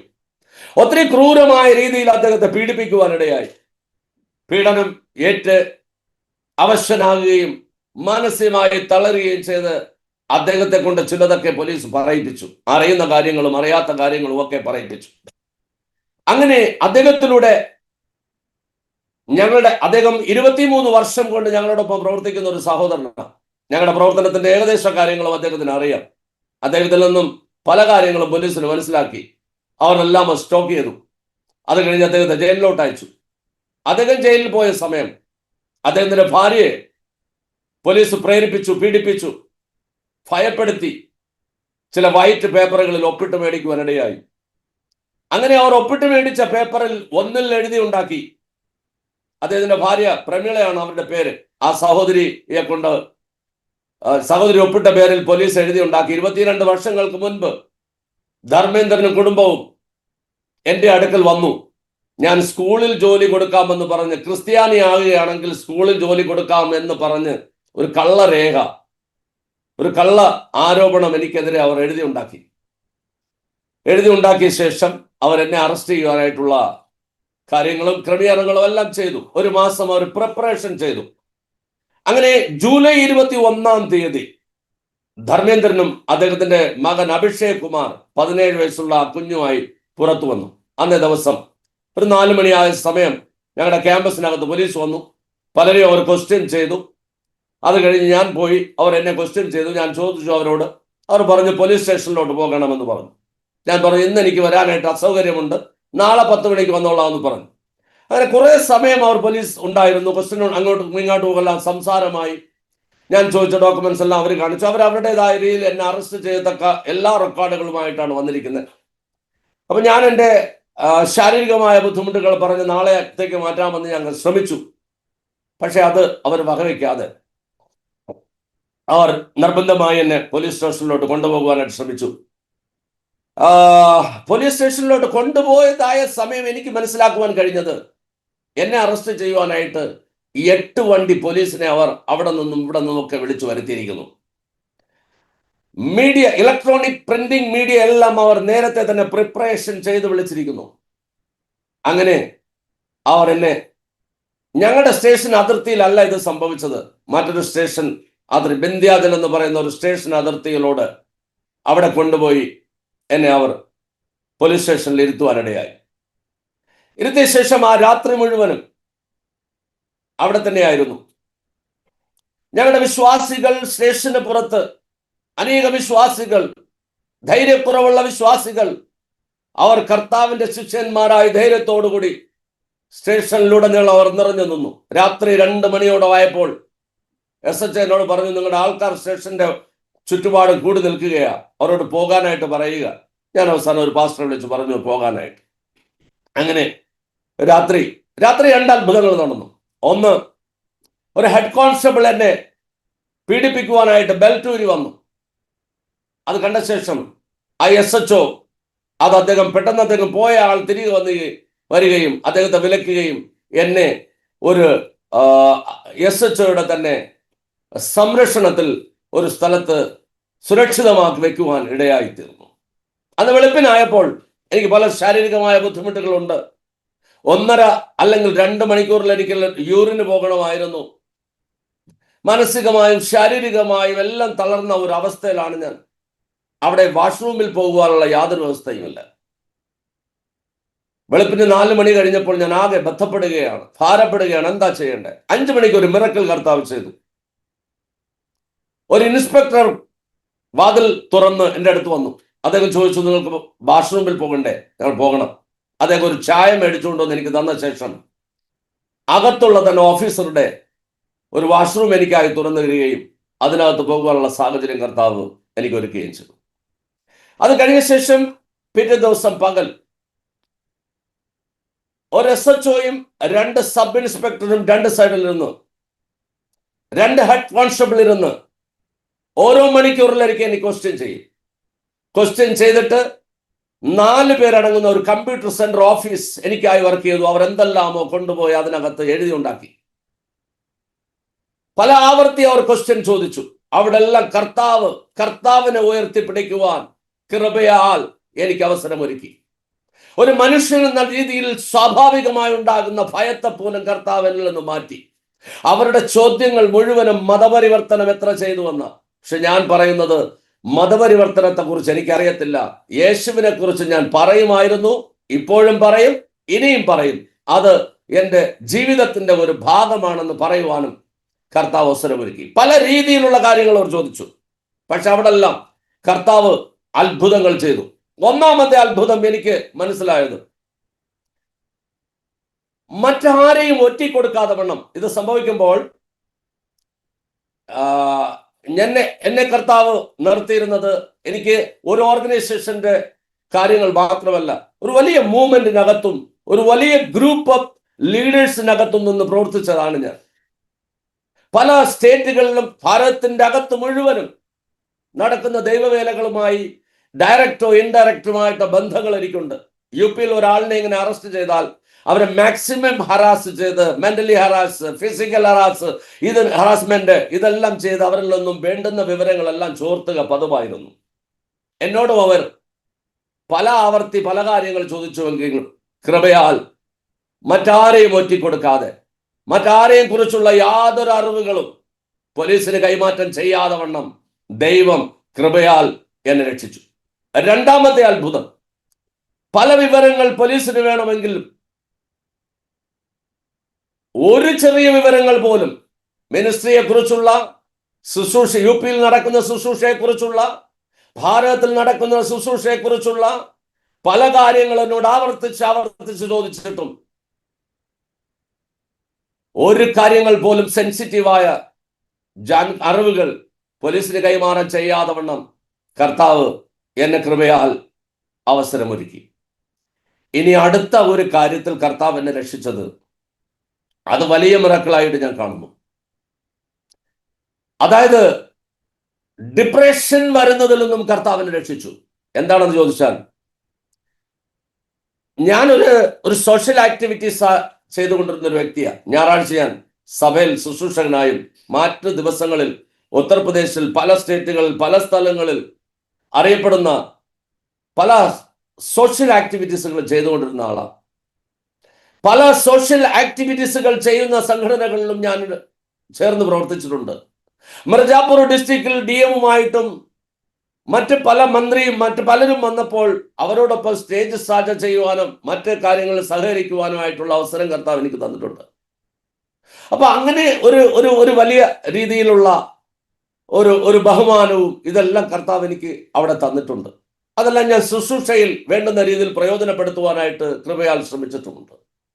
പക്ഷേ ആരുടെയൊക്കെയോ കുതന്ത്രത്തിൽ വഴങ്ങി മനഃപൂർവം എന്നെ അപമാനിക്കുകയും ഞങ്ങളുടെ സഭയെ അപമാനിക്കുകയും ഞങ്ങൾ ചെയ്ത നന്മ കാര്യങ്ങളെല്ലാം മതപരിവർത്തനം വേണ്ടി ചെയ്തതെന്ന് വരുത്തി തീർക്കുവാനായിട്ടുള്ള ആരുടെയൊക്കെ കുതന്ത്രത്തിന് വഴങ്ങി പോലീസ് എന്നെ എത്രമാത്രം പീഡിപ്പിക്കാമോ അത്രമാത്രം പീഡിപ്പിക്കുവാനിടയായി. എൻ്റെ കയ്യിൽ വലിച്ച് അവർ എന്നെ റോഡ് നീളം കൊണ്ട് നടന്നു. എന്റെ അറിവോ സമ്മതമോ ഇല്ലാതെ മീഡിയയുടെ മുമ്പിൽ അവർ എഴുതി വെച്ച സ്റ്റേറ്റ്മെന്റുമായി എന്നെ കൊണ്ടുപോയി. ഞാൻ എന്തെങ്കിലും ഒരു വാക്ക് എനിക്ക് പറയുവാൻ അവസരം തരണമെന്ന് പറഞ്ഞു. അവർ അവസരം തന്നില്ല. 2 മണിക്കൂറിൽ മാക്സിമം ഇടയ്ക്ക് എനിക്ക് യൂറിൻ ഒഴിക്കാൻ പോകണം. എനിക്ക് യൂറിൻ പോകാനുള്ള അവസരം എനിക്ക് തന്നില്ല.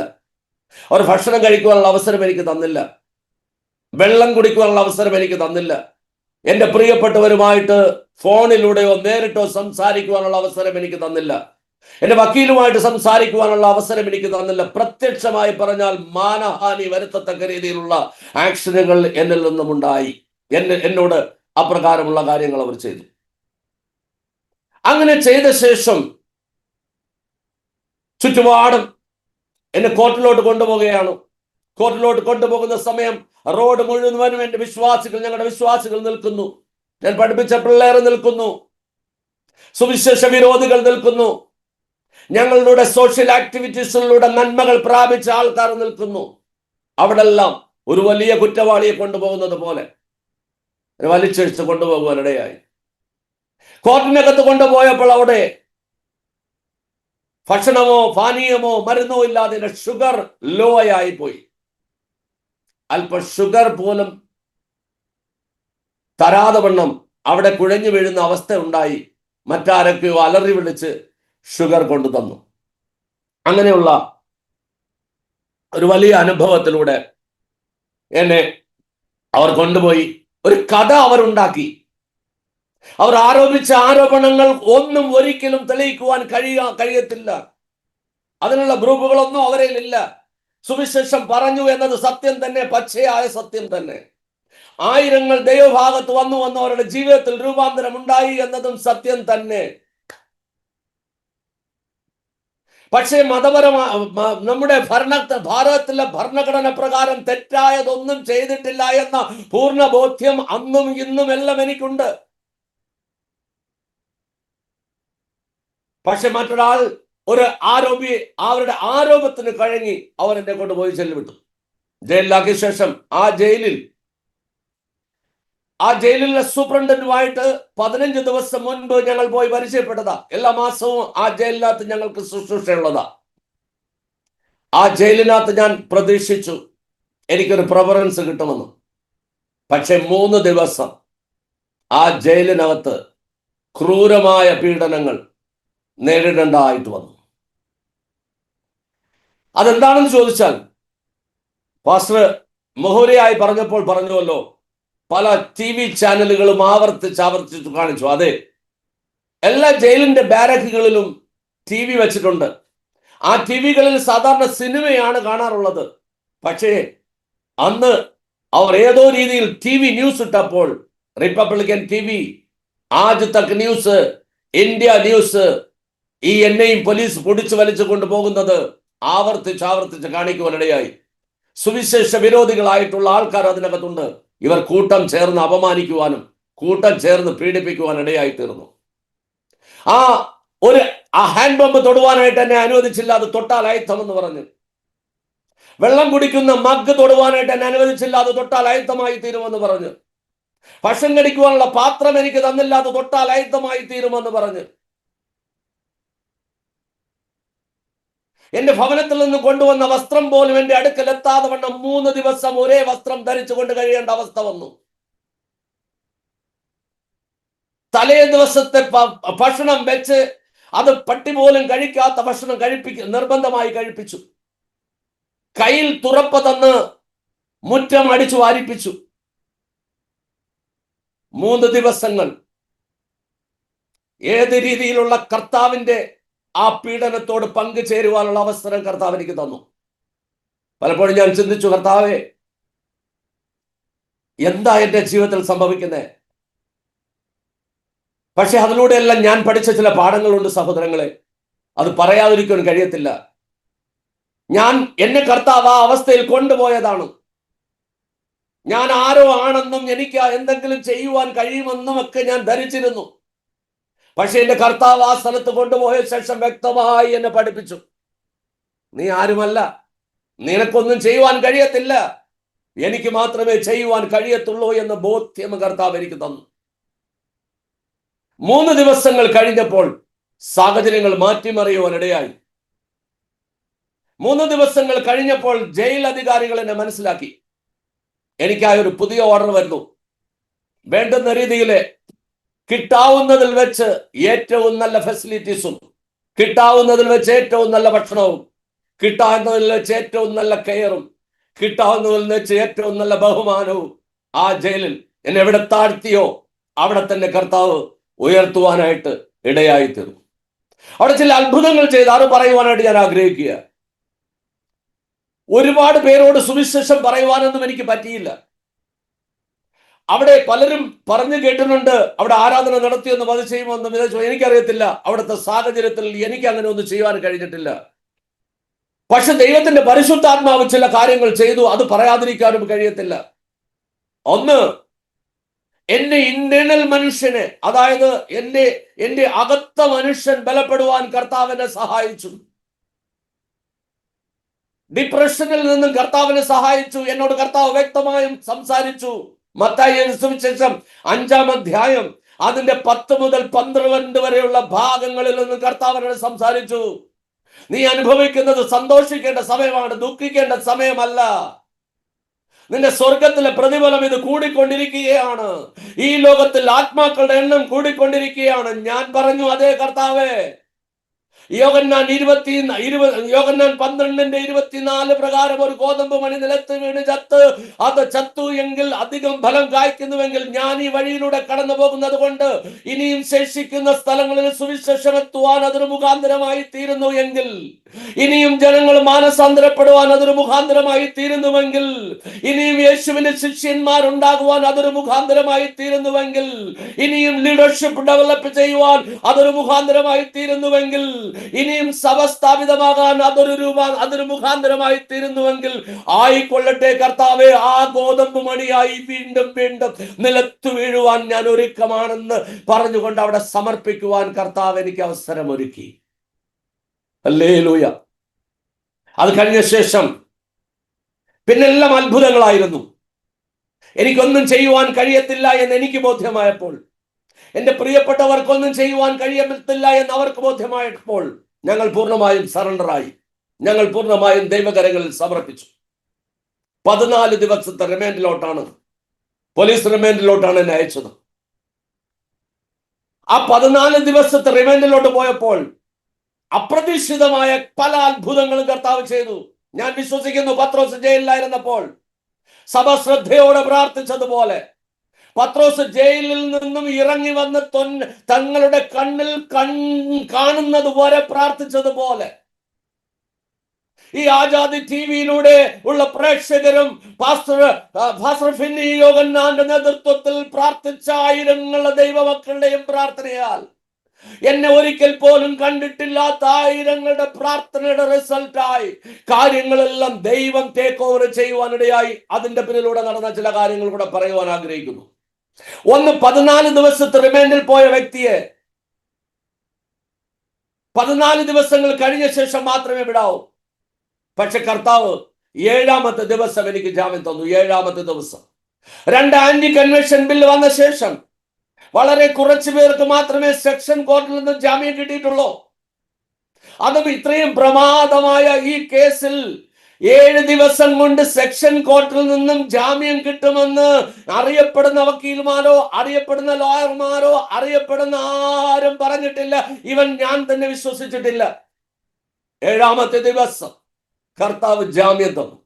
സംഭവിച്ചത് എന്താ? കോർട്ടിൽ ഒരു പുതിയ ജഡ്ജിനെ കർത്താവ് കോർട്ടിൽ കൊണ്ടുവന്നു. ഞങ്ങളുടെ കേസിൽ ഹിയറിംഗ് ഇല്ലാതെയാ ജാമ്യം കിട്ടിയത്. അതെങ്ങനെയെന്ന് കേൾക്കുവിൻ. ആ ജഡ്ജ് പബ്ലിക് പ്രോസിക്യൂട്ടറോട് ചോദിച്ചു, ഇതെന്താ കേസ്? പബ്ലിക് പ്രോസിക്യൂട്ടർ പറഞ്ഞു, ഇത് മതപരിവർത്തനമാ. അദ്ദേഹം ചോദിച്ചു, ആരെ മതപരിവർത്തനം ചെയ്തു? അദ്ദേഹം പറഞ്ഞു, എന്റെ പേര് പറഞ്ഞിട്ട് സംഭവിച്ച കാര്യം പറഞ്ഞു. മജിസ്ട്രേറ്റ് അദ്ദേഹത്തോട് ചോദിക്കുക, നിങ്ങൾക്ക് കുറച്ച് കാശ് ഞാൻ തന്നാൽ നിങ്ങൾ മതപരിവർത്തനം ചെയ്യുമോ? അദ്ദേഹം പറഞ്ഞില്ല. മജിസ്ട്രേറ്റ് ചോദിച്ചു, നിങ്ങൾ ഒറീസയിൽ നടന്ന ഗ്രഹാം സെയിൽസിന്റെ ഒരു ഘടന വീണ്ടും നിങ്ങൾ ഉത്തർപ്രദേശിൽ ചെയ്യുവാൻ പോവുകയാണോ എന്ന് ചോദിച്ചു. ദേഷ്യം വന്ന് അദ്ദേഹം ഫയൽ മടക്കി വെച്ചു. ഞങ്ങളുടെ വക്കീലിനൊന്നും വാദിക്കുവാനായിട്ട് അവസരം ലഭിച്ചില്ല. പബ്ലിക് പ്രോസിക്യൂട്ടർ ഒന്നും മറുപടി പറഞ്ഞില്ല. അദ്ദേഹം പറഞ്ഞു, ഈ കേസ് വീണ്ടും വിളിക്കുമെന്ന് പറഞ്ഞു. എന്താ സംഭവിക്കുവാൻ പോകുന്നെന്ന് ആർക്കും അറിയത്തില്ല. ഞങ്ങളുടെ വിശ്വാസികളും ഞങ്ങളുടെ വക്കീലും എല്ലാം കാത്തു നിൽക്കുന്നു. അദ്ദേഹം ഏകപക്ഷീയമായി തീരുമാനമറിയിച്ചു. വിജയകുമാറിനെതിരെ പോലീസിന് പ്രൂഫ് ഒന്നും സബ്മിറ്റ് ചെയ്യുവാൻ കഴിയാത്തതിനാൽ അദ്ദേഹത്തിന് ജാമ്യം കൊടുത്തിരിക്കുന്നുവെന്ന്. അതൊരു മിറക്കിളായിരുന്നു. ഞാൻ വിശ്വസിക്കുന്നത് അവിടെ കടന്നു വന്നിരുന്നത് മജിസ്ട്രേറ്റ് അല്ല, എന്റെ പിതാവ് സ്വർഗത്തിലെ ദൈവം അവിടെ വന്നിരുന്ന കാര്യങ്ങൾ ചെയ്തു എന്ന് ഞാൻ വിശ്വസിക്കുന്നു. അങ്ങനെ ഒരു അത്ഭുതം അത് ചെയ്തു. പിന്നെ രണ്ടാമത്തെ ഒരു അത്ഭുതം, സാധാരണ ഇപ്പോൾ ജാമ്യം കിട്ടിയാൽ പോലും ജാമ്യക്കാരുടെ വെരിഫിക്കേഷൻ ഉണ്ട്.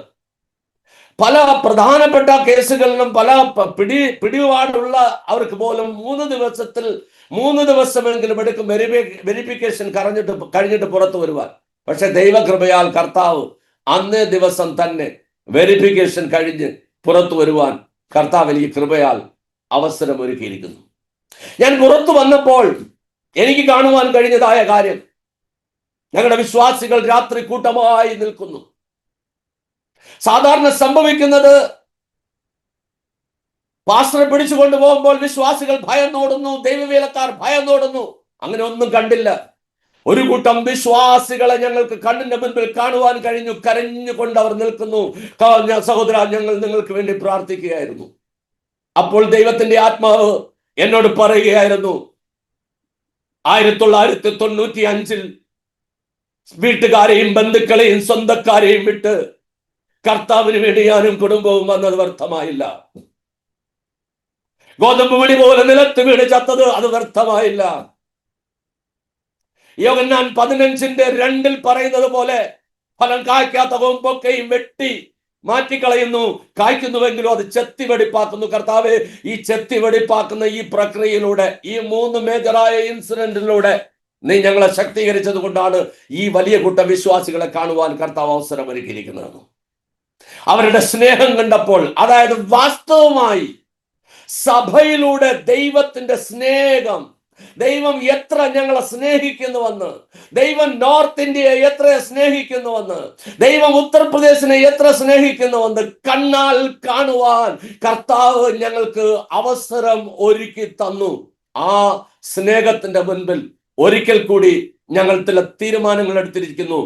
ജീവിച്ചാൽ ഉത്തർപ്രദേശിൽ യേശുവിനായി, പ്രവർത്തിച്ചാൽ ഉത്തർപ്രദേശിൽ യേശുവിനായി, മരിച്ചാൽ ഉത്തർപ്രദേശിൽ യേശുവിനായി, അടക്കം ചെയ്താൽ അതും ഉത്തർപ്രദേശിൽ യേശുവിനായി. ഈ തീരുമാനം ഒരിക്കൽ കൂടി പുതുക്കുവാൻ കൃപയാൽ കർത്താവ് ഞങ്ങൾക്ക് അവസരം തന്നിരിക്കുന്നു. സഹോദരങ്ങളെ, ഞാൻ എൻ്റെ വാക്കുകളെ വിരാം കുറിക്കുവാൻ ആഗ്രഹിക്കുന്നു. അതിനു മുൻപായി ചില ആത്മീയ കാഴ്ചപ്പാടുകൾ കർത്താവ് എനിക്ക് തന്നത് പറഞ്ഞുകൊള്ളട്ടെ. മറ്റ് സംസ്ഥാനങ്ങളൊക്കെ ഏറെ, ഉത്തർപ്രദേശിലാണ് സുവിശേഷ വിരോധം നടന്നുകൊണ്ടിരിക്കുന്നത്. അതിനുള്ള കാരണങ്ങൾ എന്താണെന്ന് കർത്താവിനോട് പറഞ്ഞു. ഒന്ന്, മറ്റ് സംസ്ഥാനങ്ങളേക്കാൾ അധികമായി 28 കോടി ജനങ്ങളുള്ള ഉത്തർപ്രദേശിൽ സുവിശേഷം അധികമായി സ്പ്രെഡ് ആയിക്കൊണ്ടിരിക്കുന്നു. 1,07,452 ഗ്രാമങ്ങളുള്ള ഉത്തർപ്രദേശിൽ സഭാസ്ഥാപനം വിശ്വാസികളിലൂടെ നടന്നുകൊണ്ടിരിക്കുന്നു. ഡിസേബിളിംഗ് നടന്നുകൊണ്ടിരിക്കുന്നു. ലീഡർഷിപ്പിംഗ് നടന്നുകൊണ്ടിരിക്കുന്നു. ഇതൊന്നും പബ്ലിസിറ്റി ഇല്ലാതെ വണ്ണം യേശു പറഞ്ഞു, ഞാൻ എൻ്റെ സഭയെ പണിയും, പാതാള ഗോപുരങ്ങൾ അതിനെ ജയിക്കത്തില്ല. ആ ഒരു സഭ പരിശുദ്ധാത്മാവിലൂടെ പണിത് കൊണ്ടിരിക്കുന്നു. സഹോദരങ്ങളെ, ഇതാർക്കും എതിർത്തുകൊണ്ടോ ഇത് ജയിലിനകത്ത് അടച്ചുകൊണ്ടോ നിർത്തുവാൻ കഴിയാതെ വണ്ണം ഉത്തർപ്രദേശിലെ ദൈവവേലയുടെ നേതൃത്വം സ്ഥാനീയരായ ആൾക്കാരെടുത്തിരിക്കുന്നു. ലീഡർഷിപ്പ് ലെവലിൽ ലോക്കൽ ആൾക്കാർ കടന്നു വന്നുകൊണ്ടിരിക്കുന്നു. ഇവിടുത്തെ സാധാരണപ്പെട്ട ആൾക്കാർ 14 പ്രാവശ്യം ജയിലിൽ പോയിട്ട് വന്ന് വീണ്ടും ദൈവവേല ചെയ്യുന്ന പാസ്റ്റർമാരെ എനിക്കറിയാം. അതുകൊണ്ട് സഹോദരങ്ങളെ, ഒരു നാൾ വരുവാൻ പോകുകയാ. ആ ശബ്ദത്തിന് രണ്ടർത്ഥം ഞാൻ കൊടുക്കുന്നു. ഒന്ന്, നാം ഒരുമിച്ച് പ്രാർത്ഥിക്കുകയും പ്രവർത്തിക്കുകയും ചെയ്തതിന്റെ റിസൾട്ട് ഈ ഭാരതത്തിലെ 145 കോടി ജനങ്ങളിൽ ഒരു വ്യക്തി പോലും ശേഷിക്കാതെ സുവിശേഷം കേട്ടു എന്ന് നാം മനസ്സിലാക്കുന്ന ഒരു നാൾ വരുവാൻ പോകുകയാ. ഇനി രണ്ടാമതായി ഒരു സംഭവം നടക്കുവാൻ പോകുകയാ. അത് നമ്മുടെ യേശു ക്രിസ്തുവിന്റെ വരവാണ്. നമ്മുടെ പ്രാർത്ഥനകളും പ്രയത്നവും ഒന്നും വ്യർത്ഥമായില്ല. അതെല്ലാം വേണ്ടുന്ന രീതിയിൽ ഫലമുളവാക്കിയിരിക്കുന്നു എന്ന് അറിയത്തക്ക രീതിയിൽ 7 ലക്ഷത്തോളം വരുന്ന ഭാരതത്തിലെ ഗ്രാമങ്ങളിൽ നിന്നും എല്ലാ പട്ടണങ്ങളിൽ നിന്നും യേശുവിനോടൊപ്പം എടുക്കപ്പെടുവാനുള്ള മണവാട്ടി സഭ ഒരുങ്ങിക്കൊണ്ടിരിക്കുകയാണ്. തുടർന്ന് ഞാൻ നിങ്ങളുടെ പ്രാർത്ഥന ആവശ്യപ്പെടുകയാണ്. ഞങ്ങളുടെ കേസുകളൊന്നും തീർന്നിട്ടില്ല. ഞാൻ ആദ്യമേ പറഞ്ഞതുപോലെ അന്വേഷണങ്ങൾ നടക്കുന്നു. ദയവായി ഞങ്ങൾക്കായി, ഞങ്ങളുടെ കുടുംബത്തിനായിട്ടും ഞങ്ങളുടെ കൂട്ടുവേലക്കാർക്കായിട്ടും ശുശ്രൂഷകൾക്കായിട്ടും തുടർന്നും പ്രാർത്ഥിക്കണമേ എന്ന് അപേക്ഷിച്ചുകൊണ്ട് ഞാൻ എൻ്റെ വാക്കുകളെ ഉപസംഹരിക്കുന്നു. ദൈവം നമ്മെ ധാരാളമായി അനുഗ്രഹിക്കട്ടെ. എനിക്ക് ഇപ്രകാരം അവസരം തന്നതായ ഫിന്നി യോഹന്നാൻ പാസ്റ്ററോടുള്ള നന്ദി കടപ്പാടിനെ ഞാൻ ഒരിക്കൽ കൂടി അറിയിച്ചു കൊള്ളട്ടെ. Thank you so much pastor. Thank you പാസ്റ്ററെ. Thank you. കർത്താവിന് സ്തോത്രം. എന്തെങ്കിലും ചോദിക്കാനായിട്ടുണ്ടെങ്കിൽ തുറന്ന് ചോദിക്കാം പാസ്റ്റർ. Praise Lord. പാസ്റ്ററെ, ഒത്തിരി നന്ദി പറയുകയാണ്. പാസ്റ്ററുടെ ജീവിതാനുഭവങ്ങൾ ഇത്രയും സമയം, പ്രത്യേകിച്ചും കേസൊക്കെ നടക്കുന്നെങ്കിലും വളരെ ശക്തമായിട്ട് ധൈര്യത്തോടുകൂടെ ബോൾഡായിട്ട് പാസ്റ്റർ ചില കാര്യങ്ങൾ പറഞ്ഞു. സുവിശേഷത്തിൻ്റെ ശക്തി ആർക്കും തടയാൻ കഴിയത്തില്ല. സുവിശേഷത്തിൻ്റെ ശക്തി, പരിശുദ്ധാത്മാവിനാൽ നയിക്കപ്പെടുന്ന ശക്തി. പാസ്റ്റർ ഇടയ്ക്ക് പറഞ്ഞ 1-2 കാര്യങ്ങൾ. ഒന്ന്, പരിശുദ്ധാത്മാവിൽ സന്തോഷിച്ച് ജീവിക്കാനല്ല പരിശുദ്ധാത്മാവിനെ ദൈവം നമുക്ക് തന്നത്, ഭൂമിയുടെ അറ്റത്തോളം പോകാനാണ്. ഞാൻ കഴിഞ്ഞ സൺഡേ ഞങ്ങളുടെ ചർച്ചിൽ പ്രസംഗിച്ചു പാസ്റ്റർ ഇതേ കാര്യം മറ്റൊരു വിധത്തിൽ. ഞാൻ പ്രസംഗിച്ചു, ഈ ഞങ്ങളുടെ കുഞ്ഞുങ്ങൾ കൊയറിൽ പാടിയ പാട്ടെല്ലാം ദൈവശക്തി തരണേ, ഇരട്ടി പങ്ക് തരണേ, ഇങ്ങനെയുള്ള പാട്ടുകളാണ് പാടിയത്. അപ്പം ഞാൻ സ്റ്റേജിൽ കയറി ചെന്നിട്ട് ഞാൻ പറഞ്ഞു, എന്തിനാ ഇരട്ടി പങ്ക് നമ്മൾ പ്രാപിക്കുന്നത്? എന്തിനാ പരിശുദ്ധാത്മാവിൻ്റെ ശക്തി വേണ്ടത്? നമുക്ക് പേഴ്സണലി സന്തോഷിക്കാനാണെങ്കിൽ ഒരു തുള്ളി പരിശുദ്ധാത്മാവ് വീണാലും നമ്മൾ സന്തോഷിക്കും. കാരണം അത് മതി, നമ്മളെ സന്തോഷിപ്പിക്കാൻ ഒരു തുള്ളി മതി. ഒരു ചെറിയ അളവിൽ പകർന്നു കിട്ടിയാൽ പോലും നമുക്ക് അത് താങ്ങാൻ പറ്റുമോ പാസ്റ്ററെ പരിശുദ്ധാത്മാവിൻ്റെ സന്തോഷം?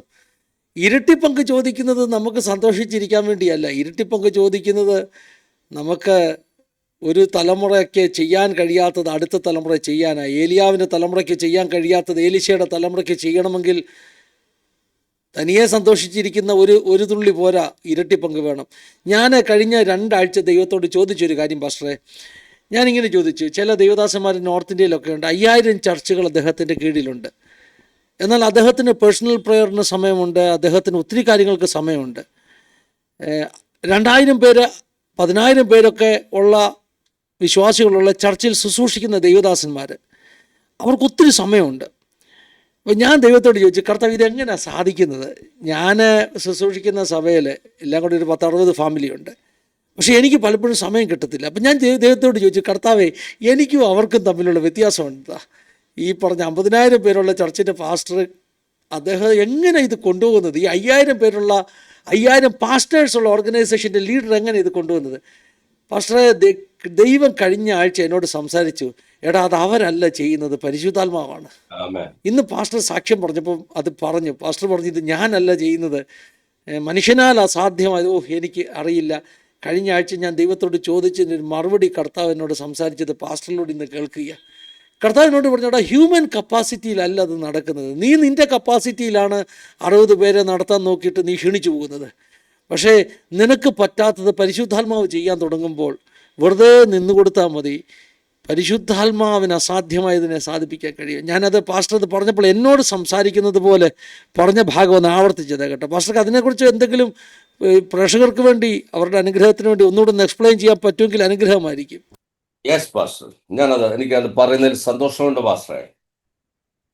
ആക്ച്വലി ഒരു വ്യക്തി മനുഷ്യൻ എന്നുള്ള നിലയിൽ പ്രവർത്തിക്കുന്ന കാര്യങ്ങൾക്ക് ഒരു പരിമിതിയുണ്ട്. അപ്പോൾ ഞാൻ മനസ്സിലാക്കുന്നത് പരിശുദ്ധാത്മാവിൻ്റെ ശക്തിയാൽ മാത്രമേ ആത്മാക്കളെ കൊയ്യുന്ന ഒരു ശുശ്രൂഷ ചെയ്യാനായിട്ട് പറ്റത്തുള്ളൂ. ആളുകളെ കൂട്ടാനായിട്ട് അല്ലാതെയും കഴിയും, നമ്മുടെ ചില പ്രദർശനങ്ങൾ നടത്താനായിട്ട് അല്ലാതെയും കഴിയും, ചില പബ്ലിസിറ്റികൾ നടത്താനായിട്ട് അല്ലാതെയും കഴിയും. ആത്മാക്കളുടെ രക്ഷ അത് നടക്കണമെങ്കിൽ ഒരു മനുഷ്യൻ പരിശുദ്ധാത്മാവിനാൽ നിറഞ്ഞ് ദൈവകരങ്ങളിൽ പൂർണ്ണമായി സമർപ്പിച്ച് ദൈവ ഇഷ്ടപ്രകാരം അവൻ നിന്ന് കൊടുക്കുന്നുവെങ്കിൽ, അവൻ നിന്ന് കൊടുക്കുന്നില്ല എങ്കിൽ പിന്നെ പ്രവർത്തിക്കുന്ന അവനായിരിക്കും, പരിശുദ്ധാത്മാവായിരിക്കത്തില്ല. അങ്ങനെ നിന്ന് കൊടുക്കുന്നു എങ്കിൽ പരിശുദ്ധാത്മാവ് തീർച്ചയായിട്ടും ആ വ്യക്തിയിലൂടെ അമാനുഷികമായ കാര്യങ്ങൾ ചെയ്ത് തൻ്റെ സഭയെ പണിയുവാനായിട്ട് ഇടയായി തീരും പാസ്റ്റർ.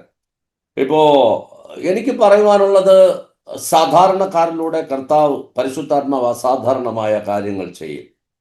അപ്പോൾ നമുക്ക് ആവശ്യം എന്താണെന്ന് ചോദിച്ചാൽ നമ്മെ പൂർണ്ണമായും ദൈവകരങ്ങളിലോട്ട് ഏൽപ്പിച്ച് കൊടുക്കുക. നമ്മുടെ ഒരു കംഫർട്ട് സോണും നമ്മുടെ ഒരു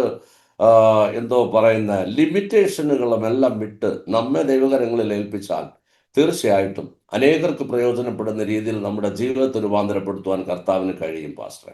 താങ്ക് യു. അതെ, അതുപോലെ തന്നെ പല സ്ഥലങ്ങളിലും നമ്മൾ കാണുന്നൊരു കാഴ്ചയാണ് ദേവദാസന്മാർ പ്രശ്നങ്ങളിലൂടെ പോകുമ്പോൾ സഭാ ജനങ്ങൾ ഭയം കൊണ്ട് അവർ മാറിപ്പോകുന്നൊരവസ്ഥ. ഞാൻ ചില വീഡിയോ കണ്ടിട്ടുണ്ട്. ആളുകൾ വന്ന് പാസ്റ്ററെ ആക്രമിക്കുമ്പോൾ തുറന്നിരിക്കുന്ന വാതിലിലൂടെ ആളുകൾ ഇറങ്ങി അങ്ങ് പോകുന്നു, പാസ്റ്റർ ഒറ്റയ്ക്ക് നിൽക്കുന്നു. വളരെ വേദനിപ്പിക്കുന്നൊരു കാഴ്ചയാണത്. കാരണം ഞാൻ കർത്താവിൻ്റെ വേല ചെയ്യുന്നൊരു ദേവദാസനായതുകൊണ്ട്, പ്രത്യേകിച്ചും അങ്ങ് വടക്കോട്ടുള്ളതിൻ്റെ അത്രയും പ്രശ്നങ്ങളില്ലെങ്കിലും ദേവദാസന്മാർ ഞങ്ങൾ താമസിക്കുന്ന സ്ഥലത്തും ഭയത്തിൻ്റെ കീഴിലാണ്. നമുക്കറിയാം നമ്മുടെ കുടുംബത്തെക്കുറിച്ചുള്ള കൺസേൺ, നമ്മുടെ കുഞ്ഞുങ്ങളെക്കുറിച്ചുള്ള കൺസേൺ. കാരണം ഞങ്ങൾ എപ്പോഴും ചിന്തിക്കുന്നൊരു കാര്യമാണ്, പലപ്പോഴും ദേവദാസന്മാർ ആക്രമിക്കപ്പെടുമ്പോൾ, അവരുടെ മക്കൾ ആക്രമിക്കപ്പെടുമ്പോൾ, ഒറ്റപ്പെടുമ്പോൾ ഒത്തിരി അത് കണ്ടിട്ട് ഹൃദയം തകർന്നു പോകുന്നൊരു അനുഭവമുണ്ട്. പക്ഷേ പാസ്റ്റർ ജീവിതത്തിൽ വ്യത്യസ്തമാകുന്നൊരു അനുഭവം കേട്ടതിൽ സന്തോഷിക്കുന്നു. സഭ മുഴുവൻ പ്രാർത്ഥനയോടുകൂടെ നിന്നു. ഈ മലയാളികളാണ് ഈ ചാനൽ കൂടുതൽ കാണുന്നതെന്ന് എനിക്കറിയാം. എന്നാൽ ഞാൻ റിക്വസ്റ്റ് ചെയ്യുകയാണ്, നോർത്ത് ഇന്ത്യയിൽ പല ഭാഗത്തു നിന്നുള്ള മലയാളികൾ ഈ ചാനൽ കാണുന്നുണ്ട്. നിങ്ങളുടെ സഭകളിൽ പ്രശ്നങ്ങളുണ്ടാകുമ്പോൾ ഒരിക്കലും നിങ്ങളുടെ ദേവദാസനെയോ ദേവദാസൻ്റെ കുടുംബത്തെയോ ഒരിക്കലും അവർ ഒറ്റപ്പെടുവാൻ ഒരു സമയം കൊടുക്കരുത്. കർത്താവിന് വേണ്ടി അവർ കഷ്ടം സഹിക്കുമ്പോൾ അവരോട് ചേർന്ന് നിൽക്കണം. അതിന് നമുക്ക് പരിചയമുള്ള ഹിന്ദി വിശ്വാസികളെ നമ്മൾ ഉത്സാഹിപ്പിക്കണം. ഇതൊക്കെ ഈ കാലഘട്ടത്തിൻ്റെ ആവശ്യമാണെന്ന് ഞാൻ പറഞ്ഞു പോവുകയാണ്. പാസ്റ്റർക്ക് എന്തെങ്കിലും വിട്ടുപോയ അനുഭവങ്ങളുണ്ടെങ്കിൽ മറ്റെന്തെങ്കിലും ഈ കാര്യത്തെക്കുറിച്ച് 1-2 വാക്കുകളോട് ഞാൻ പറയാനായിട്ട് ഉത്സാഹിപ്പിക്കുക പാസ്റ്ററെ. നമ്മളെല്ലാം ശുശ്രൂഷ നമ്മൾ ചെയ്യുമ്പോഴും എല്ലാ സമയവും നമ്മൾ ആത്മാവിലല്ല. അപ്പോൾ നമ്മൾ പല മാനുഷിക ലിമിറ്റേഷനുകളെല്ലാം ഉണ്ട്. ഇന്ന് നാം കണ്ടുകൊണ്ടിരിക്കുന്നത് ഒരുപാട് ലീഡർഷിപ്പ് ക്രൈസിസ് നടന്നുകൊണ്ടിരിക്കുക. അത് ഭയം കൊണ്ട് തന്നെയാണ് ലീഡർഷിപ്പ് ക്രൈസിസ്. പ്രത്യേകിച്ച് ക്രോസ് കൾച്ചറൽ മിഷണറിമാർ ഒരുപാട് പേര് നോർത്ത് ഇന്ത്യൻ സ്റ്റേറ്റ് മടങ്ങിപ്പോയിക്കൊണ്ടിരിക്കുകയാണ്. വാസ്തവത്തിൽ ഞാൻ ജയിലിലോട്ട് പോയ ആദ്യ നാളുകളിൽ പിന്നെന്താകും എന്നുള്ളതിനെ കുറിച്ച് എനിക്ക് യാതൊരു ചിന്തയുമില്ലായിരുന്നു. പക്ഷേ ഞാൻ ഇറങ്ങി വന്നപ്പോൾ ഇപ്പോൾ ഞങ്ങളെ നോർത്ത് ഇന്ത്യയിലും വീണ്ടും ഉറപ്പോട് കൂടി നിൽക്കുവാൻ പ്രേരിപ്പിക്കുന്ന ചില ഘടകങ്ങൾ എന്ന് പറയുന്നത്, 1 ഘടകം ഒന്ന്, ഞങ്ങളുടെ വിശ്വാസികളിലൂടെ കർത്താവ് ഞങ്ങൾ കാണിച്ചു തന്നിട്ടുള്ള ഉറപ്പും ധൈര്യവും ബലവും. രണ്ട്, ഞങ്ങളുടെ നെക്സ്റ്റ് ലെവലിലെ ലീഡേഴ്സ്, കർത്താവ് അവര് ഞാൻ പ്രതീക്ഷിച്ചതിനേക്കാൾ ഏറെ അവർക്ക് ബുദ്ധിയും ജ്ഞാനവും അറിവും ഫ്രണ്ട് നിന്നുകൊണ്ട് കാര്യങ്ങൾ ചെയ്യാനായിട്ട് ഉള്ള കാര്യക്ഷമത കർത്താവ് അവർക്ക് കൊടുത്തിരിക്കുന്നു. അപ്പോൾ അതെല്ലാം ഞങ്ങൾ കാണുമ്പോൾ തീർച്ചയായിട്ടും ഞങ്ങൾക്ക് മനസ്സിലാകുന്നു, ഇതുവരെ നോർത്തിൽ സ്പെൻഡ് ചെയ്ത സമയമൊന്നും വ്യർത്ഥമല്ല. ഇനിയും കുറേ നാൾ കൂടെ സ്പെൻഡ് ചെയ്താൽ ഇതിലധികമായിട്ടുള്ള കാര്യങ്ങൾ ചെയ്യാൻ കഴിയും. അങ്ങനെ കൂടുതൽ സമർപ്പണത്തിലോട്ട് പോകുവാനായിട്ട് ഇടയായിട്ടുണ്ട്. അപ്പോൾ എനിക്കും പറയുവാനായിട്ടുള്ളത്, നമ്മൾ വെറും ഒരു 3 മണിക്കൂർ കൊണ്ടുള്ള ഞായറാഴ്ച ആരാധനയിൽ എന്തൊക്കെയോ ചെയ്ത് തൃപ്തി അടങ്ങി പോവുക എന്നുള്ളതല്ല. വിശ്വാസികളെ അവരെ നമ്മൾ ശിഷ്യത്വത്തിലേക്ക് നയിക്കണം. ശിഷ്യത്വത്തിൽ നിന്നും ലീഡേഴ്സിനെ നാം ഡെവലപ്പ് ചെയ്തെടുക്കണം. ലീഡേഴ്സിൽ നിന്നും പുതിയ സഭ എന്ന കൺസെപ്റ്റിൽ അത് രൂപാന്തരം വരുത്തി എടുക്കണം. കാര്യം ഇതൊരു പ്രോസസ്സാണ്. അപ്പൊ ഈ പ്രോസസ്സിലോട്ട് നമ്മൾ പോകണം. ബിലീവേഴ്സിനെ നമ്മൾ ഡിസൈപ്പിൾ ആക്കണം. ഡിസൈപ്പിളിൽ നിന്നും നമ്മൾ ലീഡേഴ്സിനെ തയ്യാർ ചെയ്യണം. ലീഡേഴ്സിൽ നിന്നും പിന്നെ പുതിയ സഭകൾ നമ്മൾ ആ രീതിയിലോട്ട് ഈ പാസ്റ്റേഴ്സ്മാരായ നമ്മൾ വിട്ടുകൊടുക്കുവാൻ നമ്മൾ തയ്യാറാകണം. അപ്പോഴായിരിക്കും കർത്താവിൻ്റെ ആ വിശാല മനസ്ഥിതിയിൽ പറഞ്ഞതായ ഞാൻ എൻ്റെ സഭയെ പണിയും പാതാള ഗോപുരങ്ങൾ അതിന് ജയിക്കത്തില്ല, ആ രീതിയിൽ ഉള്ള സഭ വരുന്നത്. പിന്നെ രണ്ടാമത് എനിക്ക് പറയുവാനുള്ളത്, ഒരു സേഫ് ആയ ഒരു കൺസെപ്റ്റിലോട്ട് പാസ്റ്റർ മാറിയാൽ പിന്നെ ബിലീവേഴ്സ് എല്ലാം അതിനേക്കാൾ കൂടുതൽ സേഫായ ഒരു ജേണിയിലോട്ട് അവർ യാത്ര ആരംഭിക്കും. അപ്പോൾ പിന്നെ അത് മാത്രമല്ല, ഒരു സേഫായ ഒരു പ്രശ്നങ്ങൾ വരുമ്പോൾ നമ്മൾ ഒരു സേഫായ സ്ഥലത്തോട്ടാണ് നമ്മൾ പോകുന്നതെങ്കിൽ പിന്നെ ആ പ്രശ്നത്തെ നമുക്ക് അഭിമുഖീകരിക്കാനോ പിന്നൊരിക്കലും പ്രശ്നങ്ങൾ ഉള്ളപ്പോൾ അവിടെ നിൽക്കാനോ നമുക്ക് കഴിയത്തില്ല. ഇത് എൻ്റെ 3 പ്രാവശ്യമുള്ള പ്രശ്നങ്ങളിൽ നിന്നും എനിക്ക് കർത്താവ് മനസ്സിലാക്കി തന്നത്. അപ്പോൾ ഇവിടെ നിന്ന് നമ്മൾ പിടിച്ചു നിൽക്കുന്നുവെങ്കിൽ നമുക്ക് ഇനിയും അതിനെ തരണം ചെയ്യുവാനുള്ള ദൈവിക ശക്തിയും മാനസിക ബലവും എല്ലാം നമുക്ക് കിട്ടും. അപ്പോൾ അത് ദൈവവേലക്കാർ കുറിച്ച് ശ്രദ്ധിച്ചാൽ നന്നായിരിക്കും. Thank you pastor. പാസ്റ്റർക്ക് തന്നെ നമ്മുടെ പ്രേക്ഷകർക്ക് വേണ്ടി ഒന്ന് പ്രാർത്ഥിക്കാം. ദൈവം അനേകരെ ബലപ്പെടുത്തട്ടെ, സഹായിക്കട്ടെ. നമ്മുടെ വ്യൂവേഴ്സിന് വേണ്ടി ഒന്ന് ദയവായിട്ട് പ്രാർത്ഥിച്ചാട്ടെ. സ്തോത്രം. ഞങ്ങൾ അധികമായി സ്നേഹിക്കുകയും പരിപാലിക്കുകയും നല്ല പിതാവേ, കുറച്ച് സമയം അങ്ങയുടെ ഭക്തരുമായി ഒരുമിച്ച് ചെലവിടുവാൻ, ഒരുമിച്ചുള്ള പ്രാർത്ഥനയുടെയും പരിശ്രമത്തിൻ്റെയും ഫലമായി നീ ഇന്നും അത്ഭുത മന്ത്രി എന്നും വീരനാം ദൈവമെന്നും നിത്യപിതാവെന്നും സമാധാന പ്രഭു എന്നും ഞങ്ങൾക്ക് വ്യക്തമായി ബോധ്യമാകുവാനായിട്ട് നീ അതിൻ്റെ ജീവിതത്തിലൂടെ ചില സാക്ഷ്യങ്ങൾ നൽകുകയും അതിനെ പ്രസ്താവിപ്പാൻ സഹായിച്ചത് ഓർത്തും നന്ദിയോടെ ഞങ്ങൾ നിന്നെ സ്തുതിക്കുന്നു, സ്തോത്രം ചെയ്യുന്നു. കർത്താവേ, പിതാവെ, ഈ സമയം ഞങ്ങൾ ഈ ശ്രോതാക്കളെ നിന്റെ കരങ്ങളിലേക്ക് ഏൽപ്പിക്കുകയാണ്. എല്ലാ പ്രേക്ഷകരെയും നിന്റെ കരങ്ങളിലേക്ക് ഏൽപ്പിക്കുകയാണ്. അപ്പാ, ഇതൊരു പരിശുദ്ധാത്മാവിൻ്റെ തീയായി, ഇതൊരു ആവേശമായി, ഇതൊരു മറ്റൊരാളിൽ നിന്നും പകരുന്ന ഒരു ദൈവവേലയ്ക്ക് വേണ്ടിയുള്ള ഒരു കോളിംഗ് ആയിട്ട്, ആര് ഞാൻ അയക്കേണ്ടോ, ആര് നമുക്കായി പോകുമെന്ന ശബ്ദം കേട്ട് യെശയ്യാ പ്രവാചകൻ പറഞ്ഞതുപോലെ അടിയനെ അയക്കണമേ എന്ന് അനേകർ തങ്ങളെ തന്നെ ഒരുക്കുകയും തങ്ങളെ തന്നെ സമർപ്പിക്കുകയും അതിനായി പ്രാർത്ഥിക്കുകയും പുതിയ ദർശനങ്ങളും കാഴ്ചപ്പാടുകളും പ്രാർത്ഥിക്കുന്ന അനുഭവത്തിലോട്ട് ഇതിനെ മാറ്റണമേ എന്ന് ഞങ്ങൾ യേശുക്രിസ്തുവിന്റെ നാമത്തിൽ പ്രാർത്ഥിക്കുകയാണ്. അപ്പാ, നീ അത്ഭുതം ചെയ്യുന്നത് കൊണ്ട് സ്തോത്രം. ഈ ആജാദ് ടിവിയെ നീ അനുഗ്രഹിക്കുന്നത് കൊണ്ട് സ്തോത്രം. പാസ്റ്റർ ഫിന്നി യോഹന്നാൻ ഈ കുടുംബത്തെ ബ്ലസ് ചെയ്ത് പ്രാർത്ഥിക്കുകയാണ്. ഇതിലെല്ലാ പ്രേക്ഷകരെയും എല്ലാ ശ്രോതാക്കളെയും ഞങ്ങൾ ബ്ലസ് ചെയ്തുകൊണ്ട് പ്രാർത്ഥിക്കുകയാണ്. ഓ, ഈ അന്ത്യനാളിലെ ശുശ്രൂഷയ്ക്കായിട്ട് നീ വേർതിരിച്ച് വെച്ചിരിക്കുന്ന ഈ ദൈവമക്കളെ സഭയെ അമിതമായ പരിശുദ്ധാത്മാവിന്റെ ശക്തിയാൽ ഇനിയും ഉപയോഗിക്കണമേ എന്ന് ഞങ്ങൾ പ്രാർത്ഥിക്കുന്നു. തുടർന്നും ഞങ്ങൾക്ക് വേണ്ടി പ്രാർത്ഥിക്കുവാൻ പൗലോസ് പറഞ്ഞതുപോലെ ഞങ്ങൾ അകന്നിരിക്കുന്നുവെങ്കിലും തമ്മിൽ ആത്മാവിൽ കണ്ടുകൊണ്ട് പ്രാർത്ഥിപ്പാൻ എല്ലാവരും നീ ശക്തീകരിക്കണമേ എന്ന് പ്രാർത്ഥിക്കുന്നു. കർത്താവേ, പ്രാർത്ഥന കിടന്നുകൊണ്ട് സ്തോത്രം. സകലമാനവും മഹത്വം അങ്ങേക്ക് തരുന്നു, യേശു ക്രിസ്തുവിൻ നാമത്തിൽ തന്നെ. ആമേൻ. ആമേൻ. Thank you pastor. Thank you so much pastor. പാസ്റ്ററുടെ വിലപ്പെട്ട സമയങ്ങൾ ഞങ്ങൾക്ക് വേണ്ടി അനുവദിച്ചെന്ന് ഇത്രയും സമയം ഞങ്ങളോടൊപ്പം ചിലവഴിച്ചു. ഞങ്ങളെ എല്ലാവരും പാസ്റ്റർക്ക് വേണ്ടി, കുടുംബത്തിന് വേണ്ടി, ശുശ്രൂഷകൾക്ക് വേണ്ടി പ്രാർത്ഥിക്കുന്നു. പ്രേക്ഷകരും പ്രാർത്ഥിക്കുന്നു. എല്ലാവരും സഹായിക്കട്ടെ, അനുഗ്രഹിക്കട്ടെ. God bless you all. Have A wonderful time. Thank you.